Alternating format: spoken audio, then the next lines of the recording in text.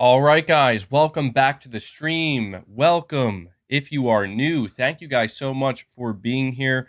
Once again, already have over 200 people here, which is awesome to see.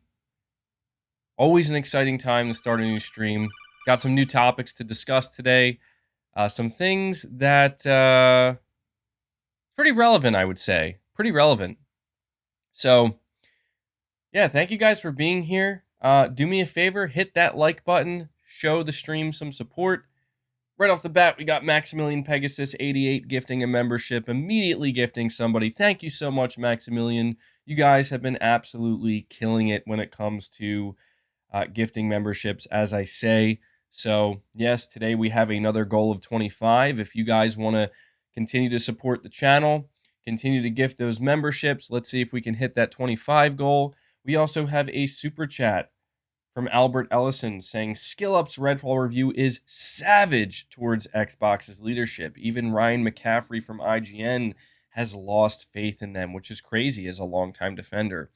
Yeah, maybe that's something we can do on the stream later in the stream. I don't want to, just keep talking about Redfall necessarily, but I did see that Skill Up did put out his review of Redfall, and I didn't watch it, but I came across the tweet of him putting out his review, and it's absolutely brutal. I mean, you would have thought, based off of what Skill Up said, that, hold on, did MBG make this review? Did MBG construct this tweet?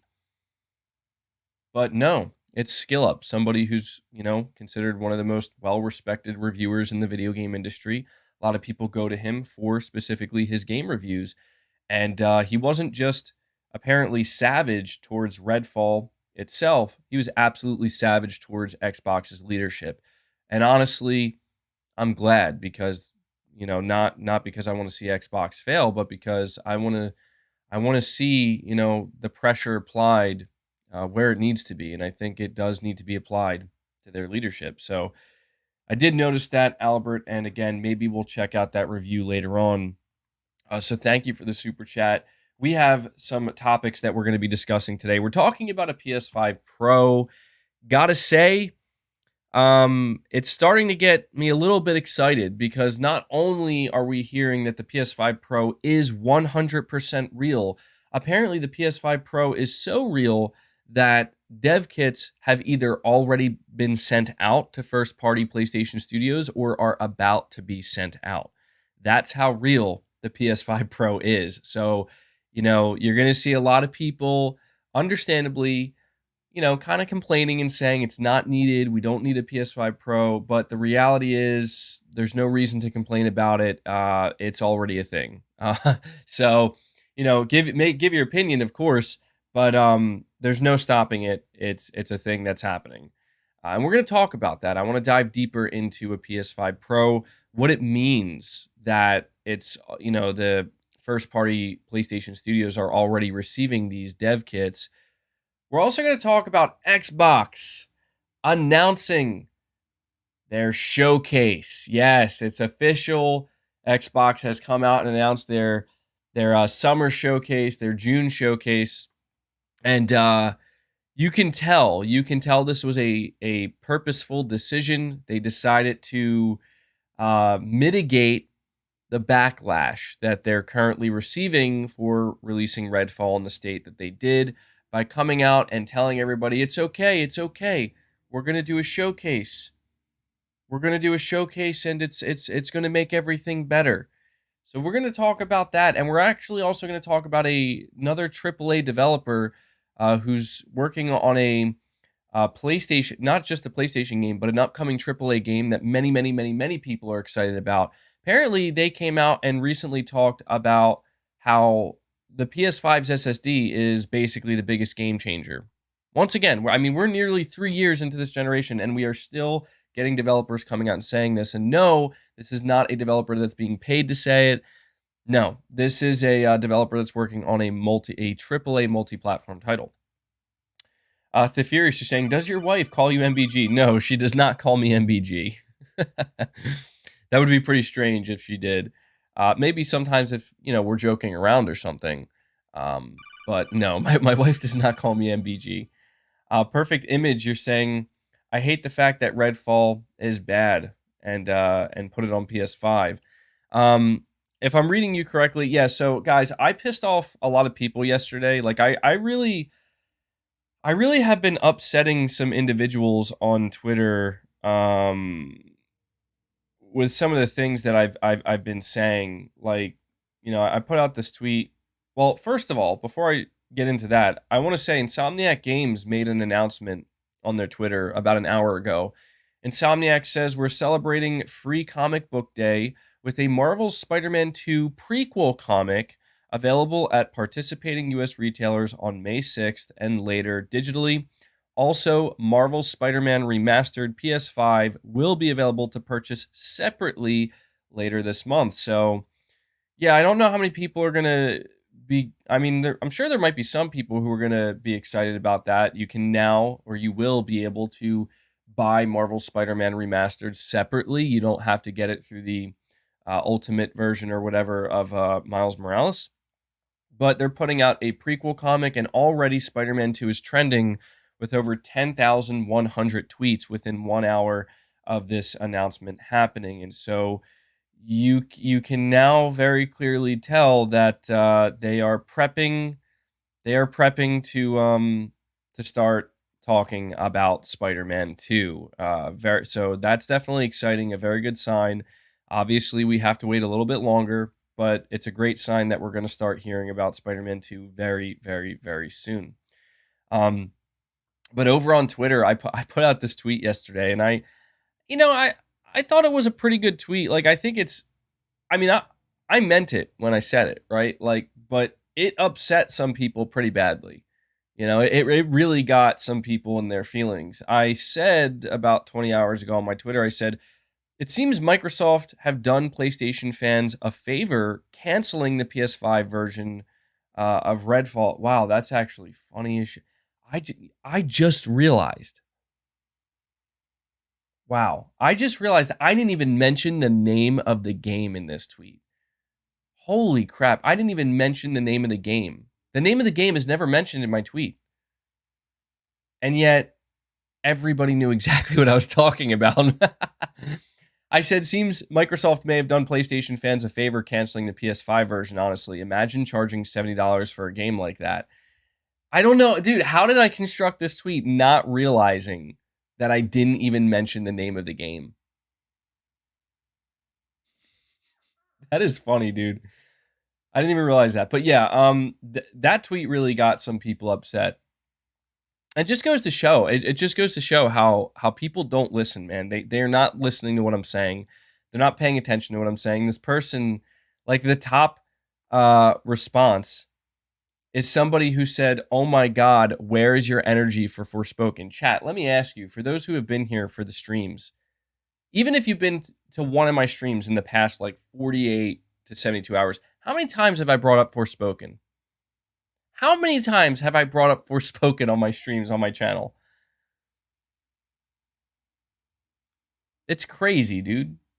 It's crazy. Like, did I see Skill Up's review? Oh, I'm getting to it, man. I'm getting to it. So, it's just funny to me that it's like, but this comment was an interesting one, and I just wanted to point this out because it really just goes to show. I put a tweet like that out, dude. It really hurts people's feelings. This guy says, "Bro, seeing you tweet makes me feel so much better about my life, lol. I could never imagine spending all of my time crying about Xbox just because PlayStation has nothing to play 80% of the time, lol. Also, paid for it? Game Pass genius, lol." And normally I don't really like engage with toxic responses and stuff like this, but I'm just like, dude, all right, here we go. I responded to him and I said, you gotta know, dude, you took time out of your life to respond to a tweet that has literally nothing to do with you. My tweet not only got your attention, but you engaged with it. Thanks for that. Also, that's the point. Trash inside of Game Pass is still trash. I'm not even trying to be this way to people, but it's like, why are you people here? Why are your responses here? Why are you following me? Why are you even engaging with what I'm saying? You see what I mean? Because I'll tell you, that tweet I put out, I actually meant that. I really do believe, I think Microsoft actually did PlayStation fans a favor canceling the PS5 of Redfall, version of Redfall. I understand that there are going to be people who think you're being hyperbolic, MBG. No, I mean that because the thing is, if Redfall released on PS5 yesterday, it would have been a $70 title, a full-blown $70 title on PS5. And anybody who was interested in buying it, that would be the only way they could play it. And there would have been certainly quite a few PS5 owners who, thought Redfall would be a half-decent game, blew their $70, probably demanding refunds. Sony probably would have ejected the game out of their store. They would have Cyberpunk 2077 that shit and said, get that out of here. Get that garbage out of here. But I just had to open the show with that because I thought that was pretty funny. William, you're saying low on money at the moment, but good work, MBG. Oh, thank you so much, man. I appreciate that. No worries, man. I appreciate all the support you guys show. You guys have been showing insane support here on the channel, so very much appreciated. But I want to start off talking about the PS5 Pro, guys. Okay, I have a poll up right now. It has about 455 votes. I said, would you buy a PS5 Pro? The options you have are yes, no, and maybe. Now, the reason why we're talking about a PS5 Pro is because not that long ago, we heard from the ever-reliable insider Tom Henderson that, yes, a PS5 Pro is happening. This is what he's been told. Now, he actually gave us a bit of an update, and this was, to me, a bit of a surprising update because when Tom Henderson came out and said that, yeah, Sony's making a PS5 Pro, a lot of people, even though Tom Henderson is an extremely reliable insider, a lot of people still didn't really want to believe it, and it's understandable. We're like, dude, a PS5 Pro, I don't know that makes any sense. We're just now really getting into this next generation with the PS5. So a lot of people were like, I don't know about that. And then he comes out and he lets us know that not only is the PS5 Pro 100% real, but dev kits are already being shipped out to first-party studios. So, yeah, guys, it's starting to look like if Wolverine is a 2024 exclusive, dude, that Wolverine is going to be marketed alongside a PS5 Pro. Mark Cerny's going to do it again. Luigi, you're saying Destin was coping so hard about Microsoft's deal blocked, LOL. Dude, that's the thing, man. I still see it all over the place. The whole Microsoft Activision deal, I see it all over the place. All the experts, all the people who are in the know, they all know. Nobody knows anything, dude. That should be obvious at this point. If I sit here and I say this Activision Blizzard deal is definitely still going to go through, who knows? Literally, no one knows. If I say it's 100% dead, who knows? No one knows, man. You have all these people out here. They think they know. They think they know the future. They know exactly how it's going to play out. And every single person was coming out and saying the CMA is going to approve it. No problem. It's going to happen. They're just going to walk on through once it's a done deal. And they were all wrong. They were all 110% wrong. So, yeah, there is going to be a lot of coping. There is going to be a lot of people backtracking. And I get it. I've been there. I know what it's like. It sucks. But it just goes to show, man, like, when it comes to shit like this, people are in way over there. I know I'm in over my head. I know that. I can admit that. That's the difference. I can admit that. I can admit that I don't know half of what's going on with this type of stuff. This is some high level governmental regulatory, you know what I mean? Like that's not my wheelhouse.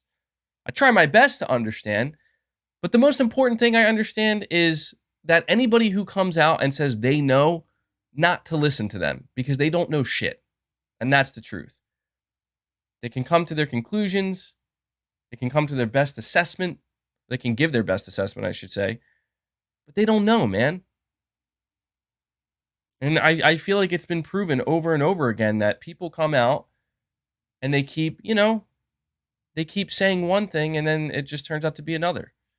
So I think that the best thing that the best thing that anybody could do in regards to this is, I think at the very least say, hey, it's not looking good, but who knows what could happen. And leave it at that. I mean, if I give my own opinion, I don't know for sure, but it seems likely to me that this deal is over. That it seems likely to me based off of what I know. Could I be wrong? Absolutely. I could be 100% wrong. But right now, it seems like it's not looking likely. The Furious, you're saying, why do so many not want a pro? Picking 60 FPS or ray tracing sucks. This is what I'm saying, man. I'm telling you, this is what's gonna happen. Everybody now is gonna, or not everybody, but a lot of people are gonna say, I don't want a PS5 Pro. We don't need a PS5 Pro. It's unnecessary, so on and so forth. And they have good reasons. I'm not saying that there aren't good reasons to be against the PS5 Pro. I guess what I'm trying to say is to people, like, there's no point in saying that anymore, though, because it's happening. You know what I mean? Like, so rather than saying we don't need a PS5 Pro, I think the best thing to do is to really ask yourself, like, what the upsides of a PS5 Pro might be versus what the cons might be. And I'll be honest with you, for me with the PS5 Pro, I don't see many cons. I don't see many downsides. I think there are a couple, but I think the upside to it is what's going to really matter most to the console enthusiast. The downside, and I think the big worry that people have is, well, if a PS5 Pro comes out, that's just going to make it harder for developers to optimize their games properly. But I would argue against that because the PS5 has proven not to be the problem when it comes to game optimization. If anything, the PS5 has proven that it's the easiest console, the easiest piece of hardware to optimize for. Developers are getting good results, performance results without having to go crazy with optimization. So I think that same philosophy is going to apply to the PS5 Pro because I want to remind people who has developed the Pro version of the PlayStation 5. Mark Cerny. So I think we're going to hear from him again. And I think when he comes out and he talks about a Pro, I think people are going to very quickly realize that, oh, it pretty much requires no extra work. Essentially. Like the PS5 Pro is just automatically likely. Like when you make your game and you drop that code onto the PS5 Pro, it's just automatically higher resolutions, higher frame rate, maybe some better ray tracing. Like, I really don't think it's going to require much. And that's why I think it's wild to me. It's crazy that people are worried about a PS5 Pro potentially, getting in the way of game development and optimization when we already have Microsoft out here getting in the way. Microsoft is the one getting in the way with the Series S, and also, all of their games being required to function day and date on PC. Microsoft's getting in the way, not Sony. Sony's not, like, Sony just coming in with a Pro model of the PS5, which is going to be pretty much the same exact hardware, probably just a more powerful, more capable GPU. If I had to guess, I mean, I'm sure there might be more to it than that. That's not asking pretty much anything of the development team. And that's why I think the pros of no pun intended, but the pros of a PS5 Pro are actually something that I think is easier to focus on. Because there's no doubt, there's no doubt that devs can do a little bit more if they just have a little bit more power, a little bit more juice. It's an even faster SSD. I don't think so. No, I would be shocked. That would be quite shocking. That's where I think Sony could maybe screw things up. I don't think. It's interesting to think. It almost seems like when Mark Cerny developed the PS5, the reason why Sony chose to go with a smaller GPU, a less powerful GPU than say what's in the Xbox Series X. You know, it's at like I think what 36 or something. I think it's 36 compute units. The Series X has like 50 compute units, something along those lines. It almost seems like he knew. He's like, we just got to put everything in the SSD and the speed, because by the time we get to a point where a PS5 Pro is going to happen, we're already like we're still going to be basically at the cutting edge or very close to it. You know what I mean? Like the speed, the SSD is kind of future proofed. The GPU isn't. That's the part we can focus on improving later on with the Pro. That makes a ton of sense to me. And that's actually, if that's true, if that's what went into the PS5, knowing they were going to make a Pro, that's some really great foresight and some really great strategy, I think. And I think you might see the opposite with this. I don't know, man. I don't know what Microsoft's going to do with their mid-gen console, right? Like, are they going to make an even more powerful GPU, even though their GPU isn't even being fully, taken advantage of? Are they going to make a faster SSD? If they do that, how is that going to screw over the Series S? I don't know what Microsoft's going to do, man. But I'm interested to see. You're saying fewer but faster CUs, MBG. Cerny has said that he prefers that approach over more but slower CUs. Yeah, that's true. That's true. That's why the PS5 has been able to absolutely hold its own. But I'm guessing, like, if you take that approach, like, fewer but faster compute units, what if you can just have more compute units at that same speed? You know what I'm saying? Like, I think that that's essentially what the Pro is going to turn into, or what it will be, I should say. Let me see here. Got Frederick Williams. You're saying, wow, they still salty. You left Team Green. Shaking my head.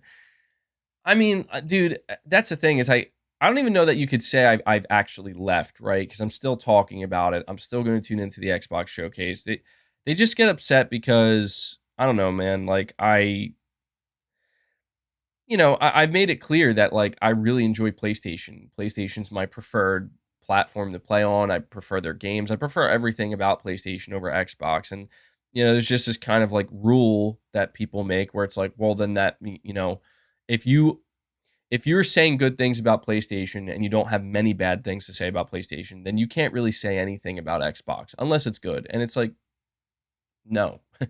If I have something good to say about PlayStation, it's because I think there's something good to say about PlayStation. If there's something bad to say about it, I'll say it. And if we happen to be in a scenario, which honestly, I think this is the scenario that has played out over and over and over again, the scenario in which PlayStation's doing something good or has been doing good things, not many bad things, but Microsoft is the one that just seemingly can't stop messing up, and they're not doing many good things. I'm just calling a spade, and that upsets people. And, people say, well, you're biased. Someone, it's like, well, yeah, I have my bias, of course, but that doesn't mean I can't still be objective when I need to be objective, you know? Miles, you're saying, did you hear about the guy on Twitter being called out by a judge for being a paid Microsoft lawyer or whatever? I think he is the blogger analyst. Oh my God. It doesn't surprise me. I don't know that I came across that exact tweet, but that doesn't surprise me at all. I don't know what's going on with some of this, like a lot of this conversation. I mean, people who are analysts, lawyers, attorneys, all these different people are getting involved, and it's just like I'm trying to do the opposite, right? Like I'm not trying to get every little minute detail. I'm trying my best to see the bigger picture, and I think that in my opinion, that's the better way to approach it, because if you can see the bigger picture, in my opinion, it becomes a little bit easier to decide for yourself, if you're going to decide, which direction it might go in. To me, the bigger picture here is very obvious. It's very clear. The bigger picture is everybody thought it was going to go one way and it went the exact opposite way. So what that tells you is that whatever you think you might know, whatever you think might happen, be ready, because the exact opposite might. Just like right now, there are a lot of people who are saying, like, definitively, this deal is dead. It is dead. It is completely over. And they're confident in that. I'm not willing to go that far. I'm not willing to say this deal is 100% dead.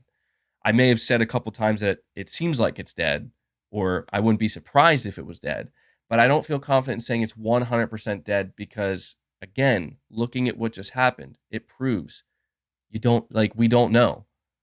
You say one thing definitively, and before you know it, boom, the opposite happens. So, you know, I would just encourage people, if you want to get into all the nitty gritty details and, whatever, you got to be careful who you're listening to, even when listening to me, right?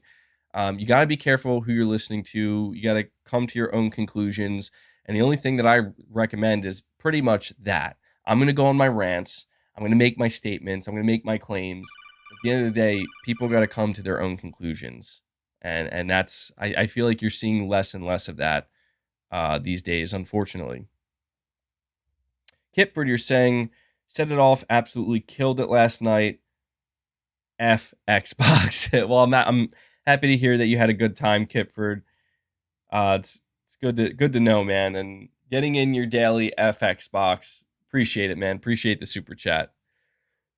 But getting back to the PS5 Pro, yeah, that's the big thing here for me is like, I gotta say, I am not opposed to a PS5 Pro. I'm not. Because, I mean, it gives Mark Cerny another excuse to come out. I feel like we haven't heard from Mark in a long time.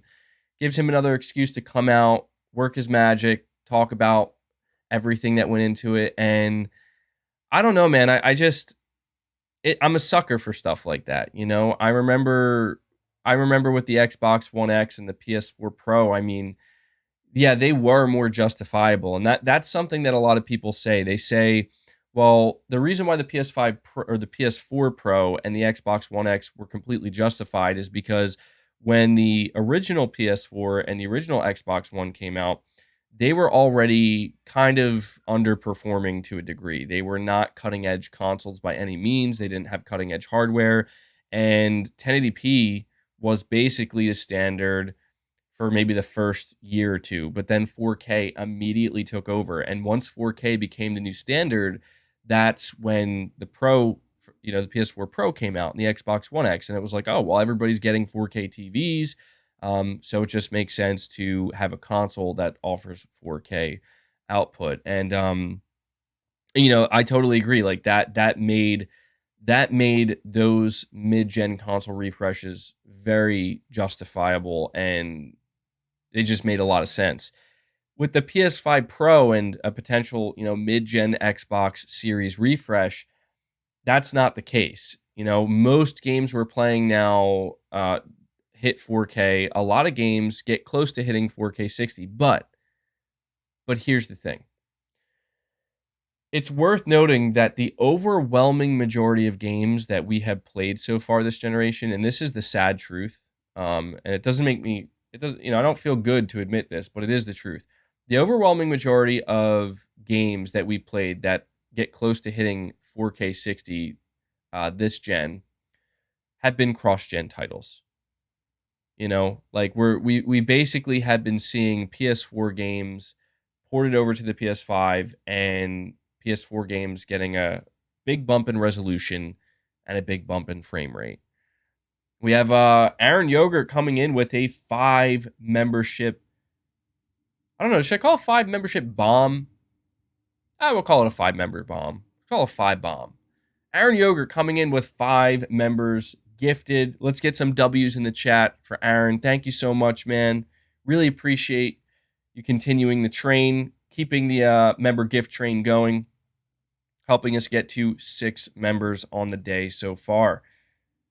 So big shout out to you, Aaron. I've been seeing you gifting very consistently, and I'm sure many of you have noticed at the beginning of my videos now and during many of my streams, obviously, I've been trying my best to let everybody know that you have to opt in to getting gifted a membership.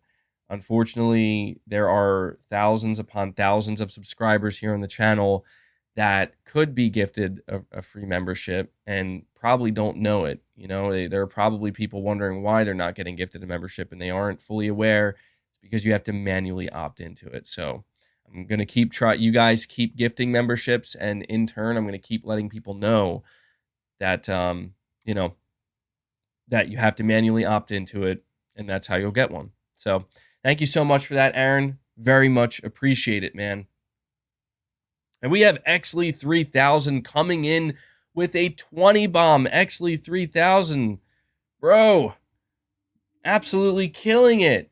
Absolutely killing it. Guys, if you are, I don't know how many members are in the chat right now, but if you are not a member, click on Exley's gift at the top of the chat and allow yourself to be gifted if you don't have it turned on. 20 bomb, let's go. I hope this plays. Guys, let me know in the chat. I think I may have fixed my soundboard. Let me know if you hear it play. Holy shit. That actually came right from my speaker. Did that come through? Did that come through on your end? We heard it. It didn't. Come on, don't tell me it didn't go through. I'll play it one more time. Holy shit. Actually, 3000 with a 20 bomb. All right, you heard it? Okay, it came through. All right. Good to know. Good to know. Yeah, you guys will have to let me know. I feel like I programmed it correctly this time, so it should work. But yeah, that is huge, Actually, 3000. You just absolutely made it so we crushed our goal today. We already just hit 25 members. Actually, 3000. Let's get some W's in the chats for Actually. Actually has been gifting like crazy, and is continuing to do so. So thank you so much, Actually, 3000. Let me just update the member goal here, and we'll keep this conversation going. I did not expect to hit 25 so quickly, but here we are, you guys. I don't know. I keep saying I don't expect it, but you guys just you just come out every stream and you do what I don't expect you to do. At what point does it become an expectation?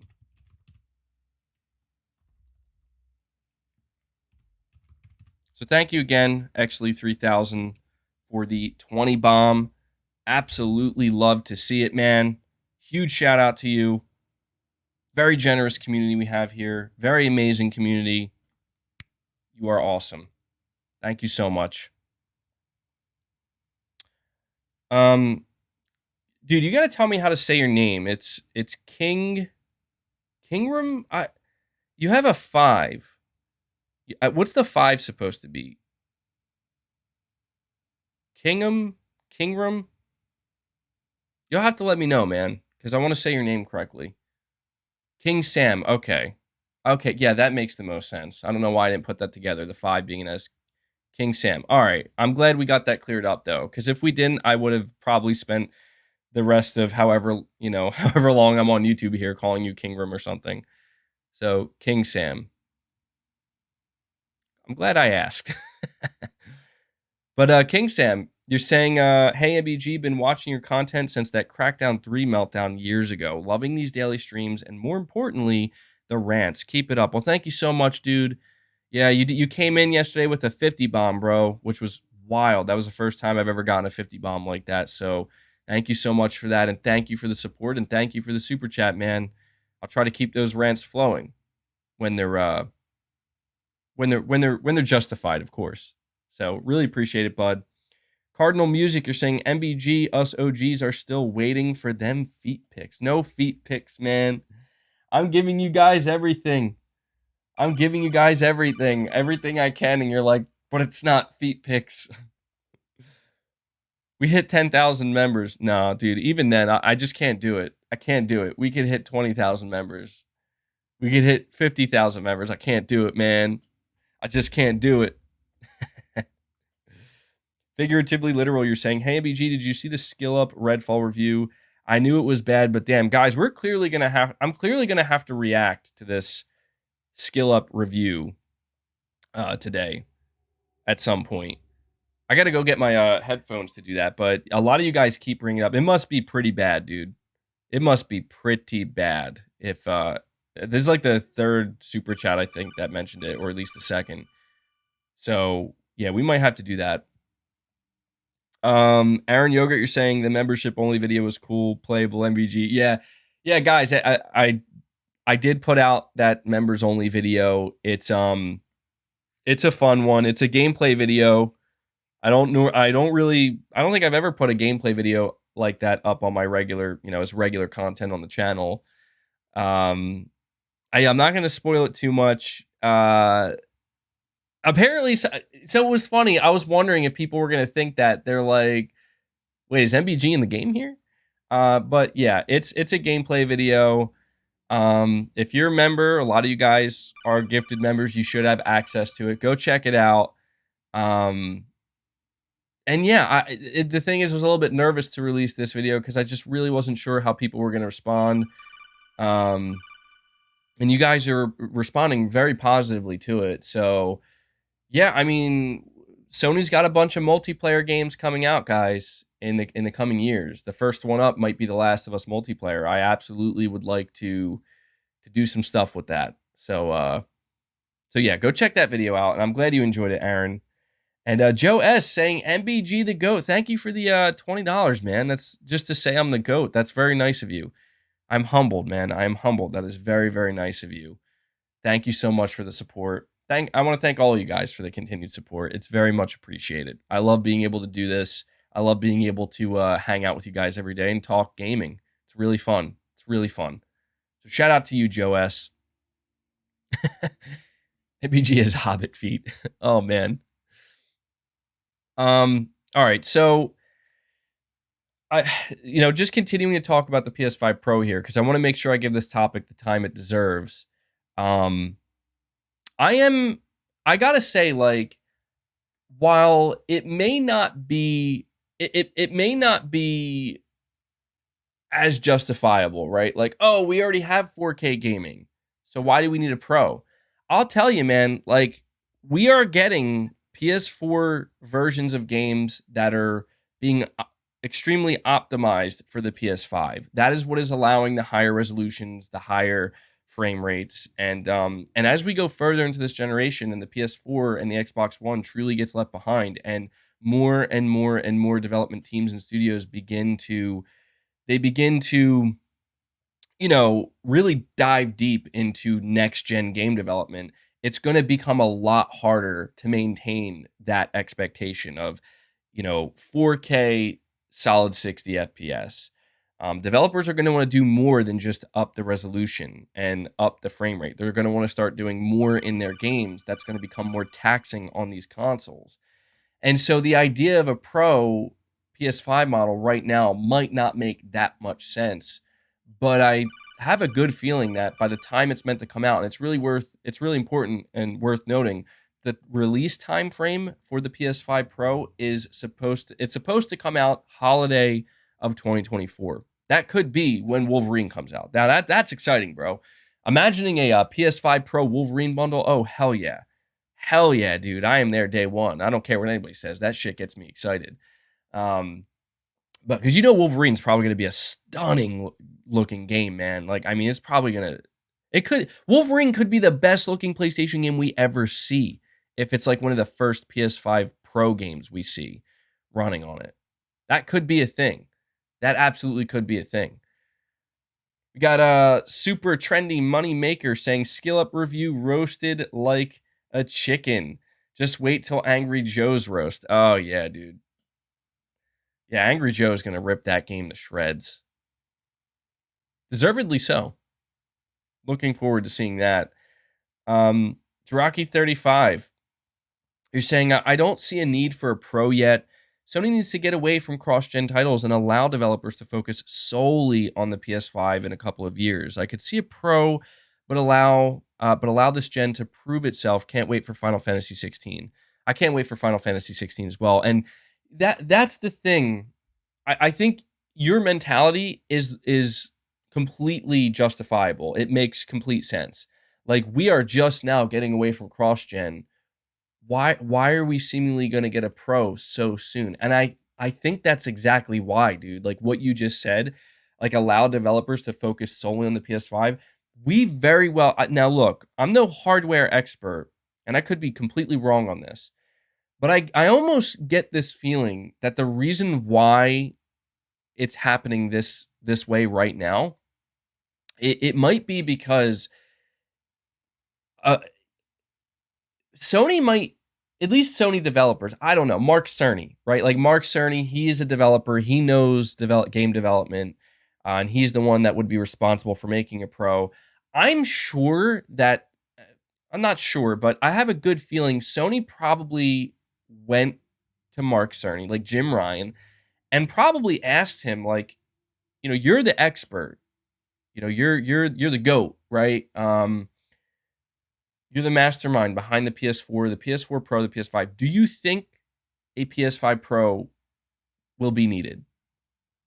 Yes or no? And there is a chance. Again, this is purely speculative. I could be way off the mark, but there is a chance that Mark Cerny could have determined that as game development progresses into next gen and as more and more engines become, updated and fine tuned to be able to optimize and go further with these consoles and the hardware in these consoles, he may have determined that, well, if we basically spent the first 2 or 3 years of the PS5 conditioning players to expect 60 FPS and higher resolutions, like 4K resolutions, chances are we might need a Pro to maintain that. Because, I mean, Digital Foundry, they seem to be of the mindset, and Digital Foundry, they're hardware experts and whatnot. They seem to be under the impression that in the coming years we're going to see AAA games return to 30 FPS. And as much as it pains me to agree with that, like I don't want to agree with that because it's like, what? Like how could that be? Like how could we go back to 30 after spending the first couple years of this gen with almost every game being 60? The reason might be simple. It might be that it turns out that graphics and visuals and all the visual bells and whistles, and this is what sells consoles. This is what people want to see. You think about showcases. Why is it that every game we see revealed is revealed at 30 FPS in the fidelity mode? Why is it? It's because it's a hell of a lot easier to convey that than it is to expect everybody to have, the capability to stream at or watch these reveals at a solid 1080p 60 FPS. In fact, none of these reveals are even done at 60 FPS. This is just the reality, and I think that it's difficult to accept that. No one wants to accept that. It turns out visuals matter a lot to the overwhelming majority of people, and maybe not most of us. Like most of us might say, I would definitely prefer 60 FPS, but as we go further into this gen, developers are going to have to make decisions potentially where it's like, we might not be able to make a fidelity and performance mode because we're spending so much of the resource. We're spending all of these resources because that's the thing about developing with any hardware. Like you have a limited amount of resources to work with. It's all going into the AI, the particle effects, the lighting, the ray tracing. And we can't, like, if we just can't do 60 FPS. We just can't do it. It's just not, you know what I mean? Or maybe not even the things I just listed. Maybe it's we're making a game world so ambitious, and that's what people are going to say about Starfield, right? It's like, oh, the game's so big, it's so ambitious. This is why it can't run. I mean, if anything, Starfield alone, at least on the Xbox side of things, that'll probably be the first game that we see that comes out for Xbox that suddenly justifies, like, oh, we need a mid-gen refresh. We need to have the ability to play Starfield at 60 FPS. I mean, I think if they were able to optimize enough for the Series X, they probably, maybe, I don't know, maybe they could get it running at 60 FPS, but I don't know. It's really, really difficult to say. I don't know what to expect. I really don't. Like, I don't know if maybe that 30 FPS cap is going to come back. Maybe it won't. Maybe it is that no. All games in the future, or almost all of them, are going to have 60 FPS performance modes. But those 60 FPS performance modes could potentially get progressively worse and worse and worse. I mean, even now, how many games have we seen that are cross-gen games, PS4 games, that to run at 60 FPS, they cap out at a 1080p resolution. We've already seen too many games that run that way on the PS5. And I don't think it's that the PS5 isn't as powerful, because like what this super chat, what you're saying is like, we need to allow developers to just focus solely on these next gen consoles like the PS5 and extract as much as they can out of it.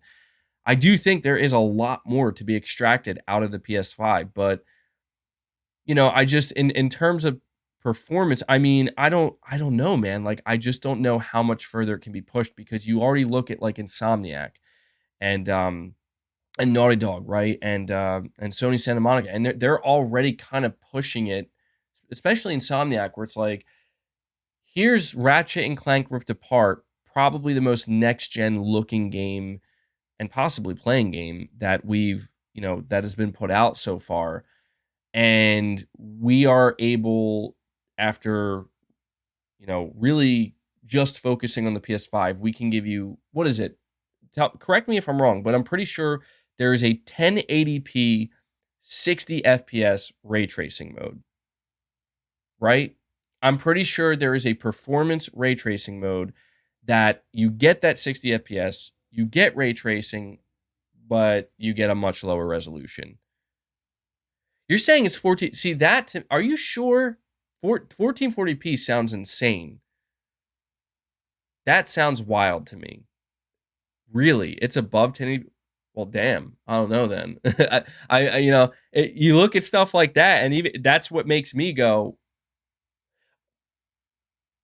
all right. Well, I guess it is worth at least saying that Ratchet and Clank is a linear game. So, is it safe to say that if Ratchet and Clank was like a more open world game, is it safe to say that it probably would have to scale down to 1080p? I don't know. The truth is, a Pro might end up being totally useless. Not useless, but like it might really end up being like very minor improvements, like just slightly higher resolutions, slightly more ray tracing. That might be all it is, but I don't know, man. It's going to be, what it comes down to is what it's always come down to. It's going to be up to Sony to sell people on the Pro. It's going to be up to Sony and Mark Cerny and their marketing team to come out with the PS5 Pro and let everybody know why this thing exists and why you might want to consider buying it or upgrading to it. There's already a good portion of PlayStation 5 owners that would just automatically buy a Pro, like myself, just because it's an upgrade. Might not be the biggest upgrade, might not even be necessary, but it's an upgrade nonetheless. But a lot of people are going to need to know, okay, but like, like, why, and that's, I don't know, like, you have think about this for a second, okay? And real quick, Perfect Image, you're saying, I'm a PC geek. AMD is using RDNA 2, RDNA 3 is smoother. Yeah, I mean, that's the thing. I don't know. Would the PS5 Pro utilize any type of RDNA 3 technology? I don't know. This is where it's like we're learning more about the Pro. It's hard, dude. I'm sorry. It's hard not to be excited. Like, I am excited at the prospect of, wait, hold on. You're telling me Sony's first party studios are getting dev kits for a Pro? I'm sorry. Like, that is exciting, because here's the thing. Even though we haven't even seen what they can do with the PS5 fully yet, just knowing that they're going to be able to now go further, it's hard not to be excited, because that's the thing about PlayStation Studios, man, is like, I have no doubt they're going to max out what they can do on the PS5. Like, I have no doubt that Naughty Dog, Insomniac, Gorilla, like, I have no doubt they're going to continue to melt people's faces with and just shock people with what they can do with the base model PS5. But the idea that, oh, you know, we're gonna bring out a Pro now, and we're gonna take that even further. Actually, you're saying RDNA 3 is chiplet based. That would not be used in the PS5 Pro. Okay. Yeah, something about I remember hearing something about that. I was following this more closely a couple years ago, but I've kind of fallen off that bandwagon. Yeah, if it that makes sense, because I was thinking like, I can't imagine the PS5 Pro can like PlayStation 6. I think would probably make more sense when it comes to like RDNA 3. But that, like, you have to think about this. Remember when Sony showed off the PS4 Pro for the first time? Do you remember like how wowed and mesmerized everybody was? Because they're like, I think one of the first games that they actually showed off was Horizon Zero Dawn. And people were like, holy shit, look at this game, dude. Like, look at this game. And they showed off a lot of Gran Turismo. Um, I guess I just feel like they could probably still do that even now. And maybe not. I don't know. We're going to find out, man. We're going to find out. Because I think the worst possible scenario for Sony is they get ready to reveal the PS5 Pro and show off some games from their first party studios that have had time to optimize their game for the PS5 Pro. And like people are watching and they're like, uh, I don't see much of a difference. That, like, to me, that's the worst possible scenario, where in that moment, even Sony might turn around and be like, oh, did we just screw up? Like, did we? I don't know. I mean, that's the thing, man. It is a tough sell. You're saying that's exactly what's going to happen, I bet. Well, that's why I'm trying to think, and I'm not the most, again, I'm not the most technically versed person. I'm not a hardware expert. I would love to get some further insight from people who really do know, like, what is most likely to be inside of a PS5 Pro and what the results would ultimately be. Like, is it really just going to be like extreme ray tracing? Like, oh, you thought the ray tracing that we showed you in Spider-Man Remastered and Miles Morales and Ratchet and Clank at the beginning of the PS5's life cycle, you thought that ray tracing looked good. Wait until you see what we achieved with ray tracing and lighting on the PS5 Pro. Like, I could see that being an angle. I could see it being an angle where it's like people tune in and Sony shows off, like, again, we'll just say Wolverine, and it's like Wolverine from a graphical perspective. Obviously, everything looks amazing. People are excited. The production values through the roof, but they're like, oh, and by the way, look at this lighting. Look at these reflections. Look at it. Look at it. It's just like people. I don't know, man. People are It's all talk right now. That's the thing. It's all talk right now. And yeah, there is PSVR 2 as well. That could be another angle that Sony leverages for a PS5 Pro. Super trendy moneymaker, you're saying, look at the PS3/360 running GTA 5 with limited power. The PS5/Series X will have performance mode, not just 30 FPS. Insomniac will surprise us with Spider-Man 2. Yeah, that's the thing, man, is it does make sense. It does, because you're right. Like, you look at what developers can achieve at the end of a console lifecycle on the base hardware, and that's still going to be important. I think people need to understand you don't have to fear a PS5 Pro in like, oh, this means we're going to get worse versions of game. No, you're not, because the overwhelming majority of people are going to have regular base model PS5s and regular base model Series X consoles. The reality is a much smaller percentage of people are going to have the pro model of the PS5. And because of that, if anything, those who are maybe choosing to upgrade to the pro model might have to worry, like, are devs going to actually be able to do anything good with this, like worthwhile, not the other way around. Devs are absolutely going to prioritize the base model first.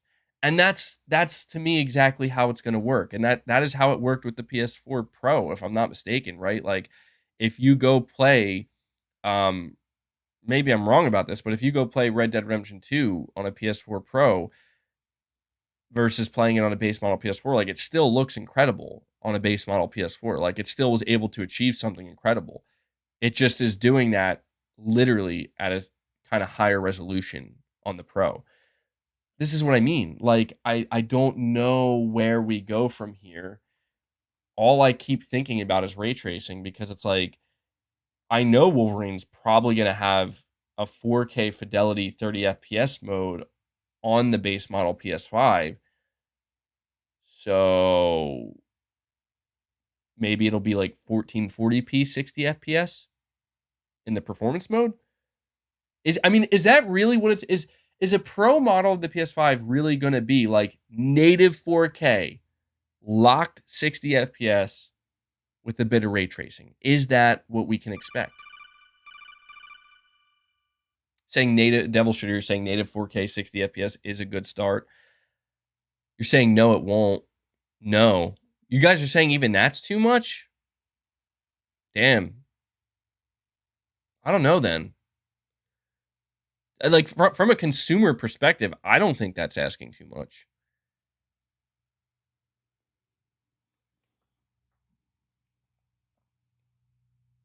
Devs won't be able to push it. Yeah, this is, oh man, it's going to be really fascinating to see. I kind of like it though. You know, I like it because I'm like ready for PlayStation Studios to shock and awe us again. You know what I mean? Maybe it's good that people are doubting a pro model. Maybe it's good that people are not super excited for it because it'll allow more room for PlayStation Studios to kind of work their magic, right? And be like, oh, so yeah, we know that everybody basically said they don't want a PS5 Pro, but here's our game running on a pro model. And then people will be like, bro, I feel like Sony always does that, you know? Under promise and over deliver. And by under promise, I mean basically not say anything and let everybody say it for you. Let people doubt, and then show them what you got, and let it speak for itself. I could see, yeah. I mean that's the thing, man. You look at like Horizon Burning Shores, and I that's a great example. Like, what more could you ask for? And that's where I feel like maybe that's where that's where the developers come in to answer that question for us, where I'm not a developer. I mean, I look at something like Horizon Burning Shores and I think, I'll be honest, I don't know. I don't even know what else I would request at this point from a visual standpoint, from a performance standpoint. I really don't know. And then maybe that's where Guerrilla steps in and is like, well, don't worry. We do know. Like, we know what else we can bring and extract out of this on a PS5 Pro model. And we have Exley 3000 gifting another 10 memberships. W's in the chat. Your breath. W's in the chat. Please let me know if Keanu just played. I'm sorry, guys. I'm going to ask. I'm probably going to keep asking you guys over the course of this stream if the sound bites are working, just because if they are, then it means that I did fix the problem. I did fix the problem that we ran into yesterday. So thank you so much once again, Exley, bringing us up to 36 members on the day. You're saying it is working? All right, good. Good. That means the problem is fixed. So seriously, thank you so much, Exley. You're very kind, very generous. That is 30 memberships gifted today solely by you. Guys, let's get some W's in the chat. Let's get some trains in the chat. If anybody's feeling inspired and you want to keep it going, maybe we could hit a goal of 50 today. That'd be incredible. But we already broke our goal of 25, and that's way more than I could ask for. So thank you guys so much. Thank you so much, Exley. You're absolutely awesome. You are very kind to this community and very generous. We love you. We love you, Exley. Awesome. I'll give you one more. You're breathtaking. There you go. You're all breathtaking. Shadow Moss, you're saying, did I see the Gran Turismo movie trailer? I did. What did you guys think of it? What did you guys think of the the Gran Turismo movie trailer. I mean, it looked good, man. It doesn't look like mind blowing, but like when I think of a Gran Turismo movie, all I think is, okay, I am expecting nothing. And then the trailer comes out and I watch it and I'm like, yo, why does that look pretty good actually? I'm like, that looks way better than I would have ever expected. So, and yeah, I'm probably gonna go see it.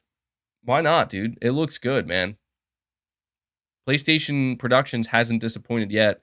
The Uncharted movie was pretty decent. The Last of Us was awesome. And then next up, we got Twisted Metal and Gran Turismo. So we'll see. We'll see. We'll see what happens, man. Yeah, it does have a good premise where it's really cool actually that it's even based on a true story where it's about a dude who spent his time playing Gran Turismo and he eventually became a real race car driver, and his skills that he honed playing the game allowed him to basically very easily transition into being a skilled race car driver. That is very cool. That is very, very cool. And I love that too. I love the fact that it's not a made up story. It's actually true. I think that makes the movie a lot cooler. Gotta love it, man. Papa Moist, you're saying regular PS5 digital / physical, $300, $400, Pro $500 and up. Absolutely, that's what's going to happen. I think this is it. I think this is what's going to happen. So, because another big question about a PS5 Pro is how much would a PS5 Pro be? I think we can all agree that it would be pretty bad for Sony to go above 500. I think the goal for a Pro is to not go above 500. I think there will be a version of the PS5 Pro that is $600. Allow me to explain. So, the big thing that we're expected to see revealed this year, apparently, is the discless model of the PS5. Now, this discless version of the PS5 is going to be the main version that Sony markets, that Sony ships, that Sony pushes. And when you see this version of the PS5, I have a feeling you're just going to see this discless model. It's a digital PS5. That's what it is. And if you look right now, how much is Sony selling? How much is Sony selling the digital PS5 for right now? They're selling it for $400. So if Sony is planning to make this discless version of the PS5 the main version and the only version they sell going forward, the one that you see on store shelves, like you're going to see in every single PlayStation 5 on a store shelf is going to be a $400 digital model. That's what you're going to see. And if you want a disk drive, you're going to pay $500, but you're going to buy that disk drive separately. So technically, Sony will not have a $500 version of the PS5 anymore. I mean, that's assuming they don't do like a bundle. They probably would do a bundle. But I think for the sake of simplification and not overcomplicating things, they're just going to come out and say, this is the PS5, $400. And I'm telling you, they're going to get in people's heads, man. I can already see it coming a mile away. People are not even going to notice, at least a lot of people. They're not even going to notice, and they're definitely not going to care that it's digital only. The reason being is because Sony's going to, you better believe, Sony's going to put a ton of emphasis. $400, $400, PS5, $400. The amount of people that are going to go out and buy a PS5, not even giving a second thought that it doesn't have a disc drive, they're just going to be like, damn, it's $400 now. Because a lot of people don't know. A lot of people actually are not aware that there already is a $400 version of the PS5 out there. Most people are, most stores, right? Most retailers, they are carrying the disc-based model. And so anybody, the way it's going to work for Sony going forward is they're going to expect the consumer to ask the question. They're not I mean, I could be wrong. Again, this is all speculation, but I'm assuming at this point going forward, we get a discless PS5 model That's the main model going forward at $400. Sony's not going to go out of their way to scream to you and say, we do have a separate disk drive. They're going to make you aware, but I think just the general hope is that Sony is hoping that most people just don't care, that most people are just going to walk in the stores, say, oh, I'm here to pick up a PS5 for $400. Here's your PS5, and then they go home. It's going to be up to the consumer to say, does it have a disk drive? It's going to be up, it's hard. I don't know, because that's risky as well. That's risky as well because Sony still, they still produce physical games en masse. So I might want to backtrack a little bit here. The reality is Sony might have to actually market it a lot more than what I'm saying, because the last thing Sony wants to do is potentially lose sales because people are assuming that they can get physical discs. I don't know. It's a whole thing they're going to solve. But basically what I'm trying to say here, the way I see it playing out, Sony comes out this year. They make a big deal out of the fact that PS5, diskless model, $400. PS5, Spider-Man 2 bundle, $460 or something like that. I could see them doing that, making everybody aware you can still play your discs, or if you want physical games, you could buy the disc drive separately for $100. That's how I see it. So if you basically not much is changing. I'm telling you, like, this is the only thing that's really going to change dramatically is the way it's marketed to people. This paves the way for a $500 PS5 Pro. The $500 PS5 Pro is going to be digital only. And if you want the disc drive with the PS5 Pro, $600. I'm telling you, it's all right there, right in front of us. That's exactly how it's going to go down, I think. If Sony decides the base price of a PS5 Pro is going to be $600, they're out of their minds. They're out of their mind. I mean, some people will certainly buy that, but that's going to sell very poorly. Very, very poorly. And then again, maybe Sony doesn't care. I'm underestimating Sony right now, because if we look at the PSVR 2, one thing that has become clear is a lot of times with Sony, it's not necessarily about getting the volume, right? It's about getting the most amount of money out of each customer. And if Sony determines that the PS5 Pro is not that important when it comes to sales volume, they might actually charge $600 for it, because it's more along the lines of, we just want to get the most amount of money that we can out of, even if it's a small, percentage of people, we want to get the most money out of them that we can. That's actually, now that I'm thinking about it, that seems more likely now that I'm putting more thought into it. Saying a PS5 Pro, $500 in 2024 will be way more powerful than a PS5 that was $500 in 2020. Yeah, there's that too. The time factor as well. It'll be 4 years later. So, interesting. We'll see how it plays out. Okay, Kapapa, you're saying, I want a Pro for 120 hertz.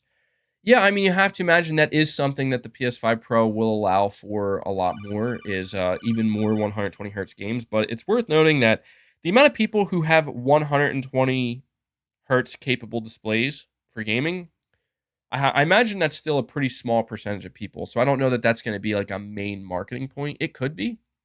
It definitely could be.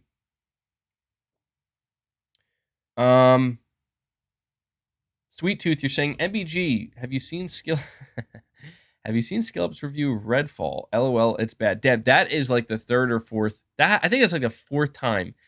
Guys, we're gonna get to it. Don't worry. That's obviously something I'm gonna have to do before the stream ends today. Is we're gonna have to live react to this Skillup review, because at this point, now I'm really curious. Is it really? Did he tear them up that bad? Interested to see.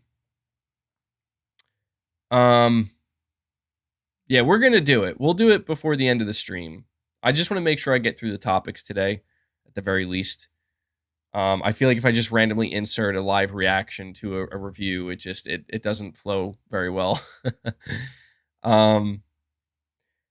The Zombie Fanatic, you're saying, oh, there's Pro DKs. as in dev kits. Dude said there won't be any. I mean, that's another thing that's weird, man, is there are people who have been saying quite confidently that, oh, a pro's not happening. Like, no way, no chance. And like people who are considered, like, I mean, at the very least, Tom Henderson, he has been an extremely reliable PlayStation insider, specifically with hardware and updates. He like hasn't really been wrong yet in any significant way.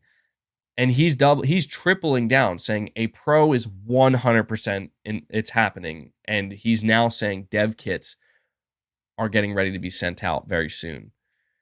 So it's another one of these situations where it's like you got to be careful who you listen to, because I think people need to stop assuming they need to stop talking so definitively with things like this, because it's like, dude, no, like unless you're working at Sony, I mean, even Tom Henderson still could be wrong.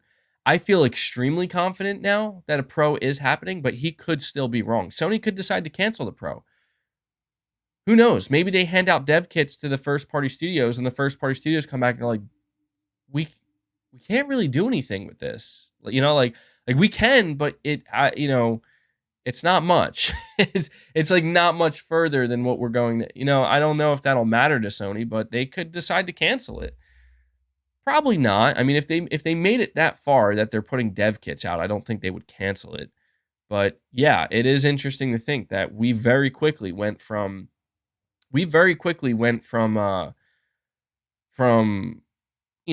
yeah, PS5 Pro, no way that's going to happen, to, oh shit, they're actually shipping dev kits out already. I mean, it's, well, that escalated quickly. Take a sip here. Got my coffee today. I'm on my second cup. Not my third cup, second cup. Kitford, you're saying PS5 Pro / Horizon Zero Dawn Remaster day one buy for me. Oh man, you know what? That could be what they're planning. I didn't even think of that, Kitford. That's exactly where dude, they're gonna do exactly what they did for the PS4 Pro. They're like, remember how good Horizon Zero Dawn looked on the PS4 Pro? Here's a PS5 Pro version. A PS5 Pro version. Or they'll do it for I don't know, Forbidden West. Although, wait, no, you can't do that. I guess if it's an update, you can. But you're saying it's a day one buy for you. You're saying you made it over 600 hours in Horizon Forbidden West. Also over 30 hours for Call of the Mountain. Scared for myself and the multiplayer. Hashtag PSVR2. That's exactly it, dude. That's exactly why Guerrilla and Sony are making a multiplayer version of that's exactly why they're making a multiplayer version of Horizon. Well, not Forbidden West specifically, but just Horizon, a multiplayer Horizon game, because they know there are a lot of people out there like you and many others that put so many hundreds of hours into these single player games. And I know this sounds terrible to say, Kitford, but you're not giving them more money. You know what I mean? Like, you're sitting here engaged with their game, playing it, dumping all this time into it. The difference is with a multiplayer game, a live service game, they're going to update the content. They're going to make a bunch of skins. And I'm not saying you would necessarily pay for skins or anything. Some people would. Nothing wrong with that. I don't see anything wrong with it. But that's the thing, is Sony knows, like, well, damn, if we can get these people who are really into these games, at least we create another opportunity for them to, create a transaction. Hellbound 1981 gifting another membership, bringing us up to 37 on the day. Thank you so much, Hellbound. That is awesome, dude. We are 37 members strong today.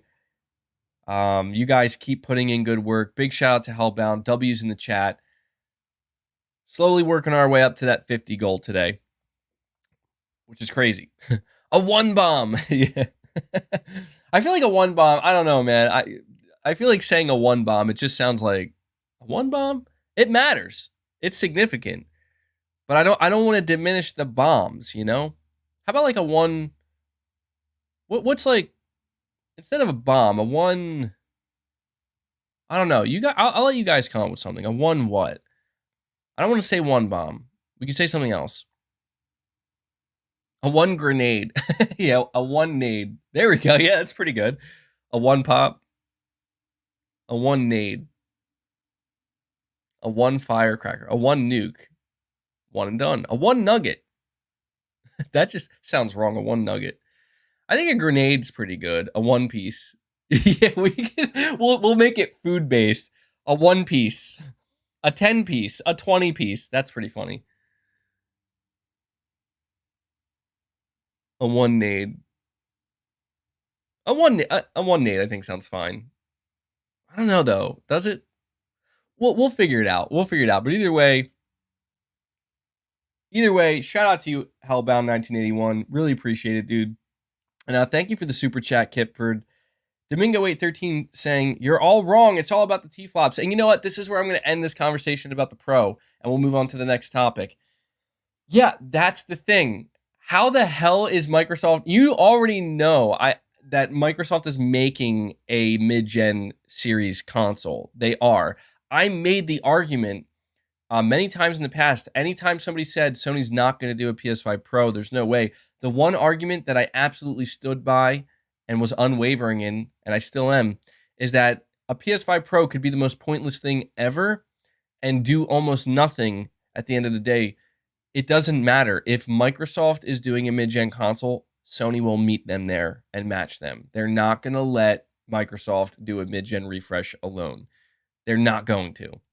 So that, I think, is another reason why, yeah, it's pretty much guaranteed that we're going to get mid-gen refresh consoles. No doubt about that. And I now have to wonder how the hell... Yeah, here we go. Let's go. Let's get a Cerny soundbite in there. It's dangerous to rely on teraflops as an absolute indicator of performance. And that's why it's a perfect time to drop that soundbite, because how the hell is Microsoft going to market their console? Assuming that Microsoft is going to have a mid-gen refresh around the same time as the PS5 Pro, how are they going to do it, man? How are they going to do it? You can't market the T-flop anymore. Surely Phil Spencer knows this. Even the Xbox fan base knows this. If Microsoft actually tries to market the mid-gen Xbox console in T-flops, they're going to get roasted. They're going to get demolished.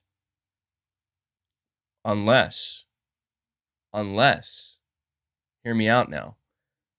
Unless Microsoft is saving Hellblade 2 to market that alongside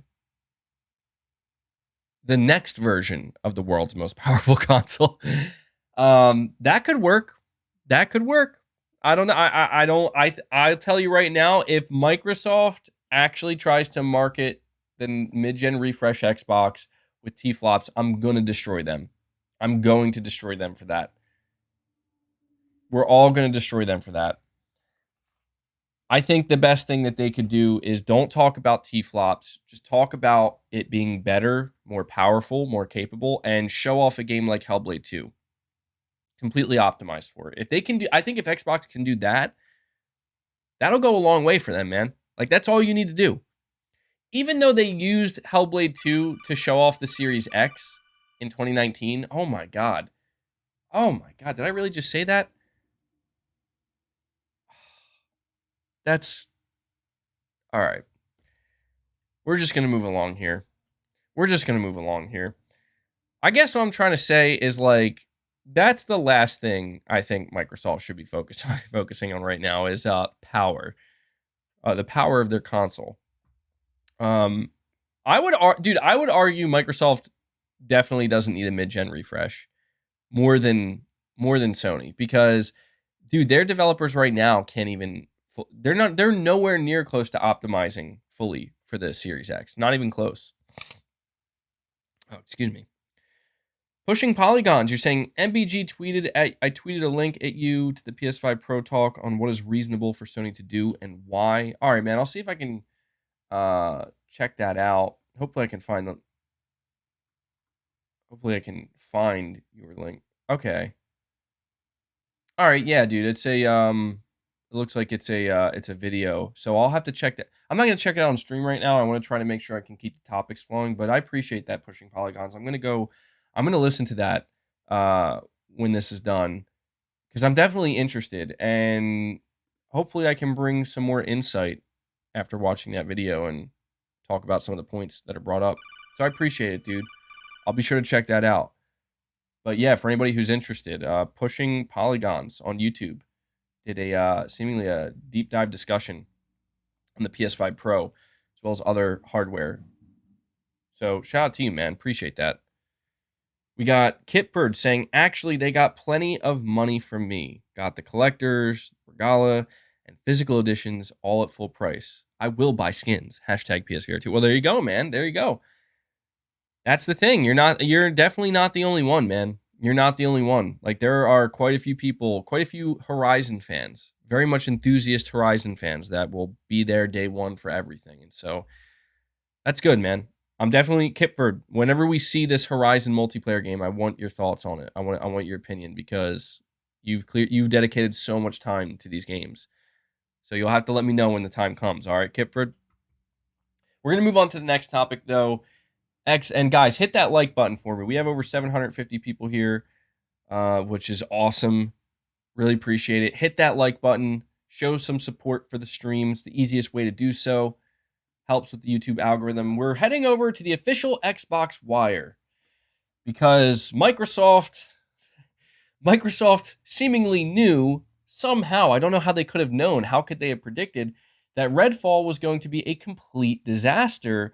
And so in an effort to mitigate this, they announced the official, excuse me, sorry, Xbox Game Showcase.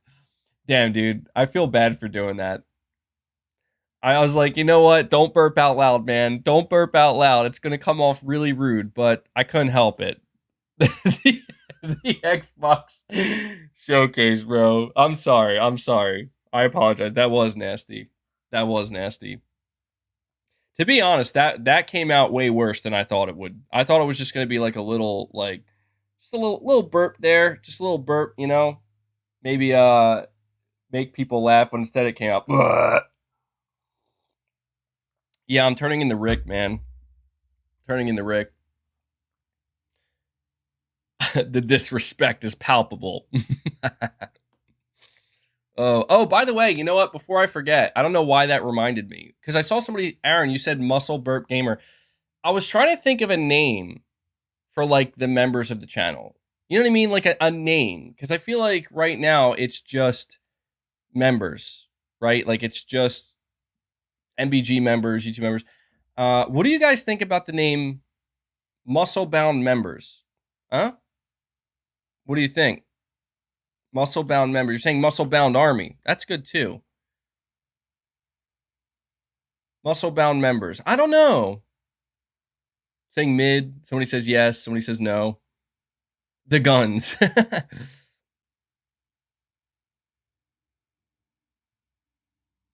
Muscle Bound Gang. Muscle Bound Gang. You say you're the furthest from Muscle Bound.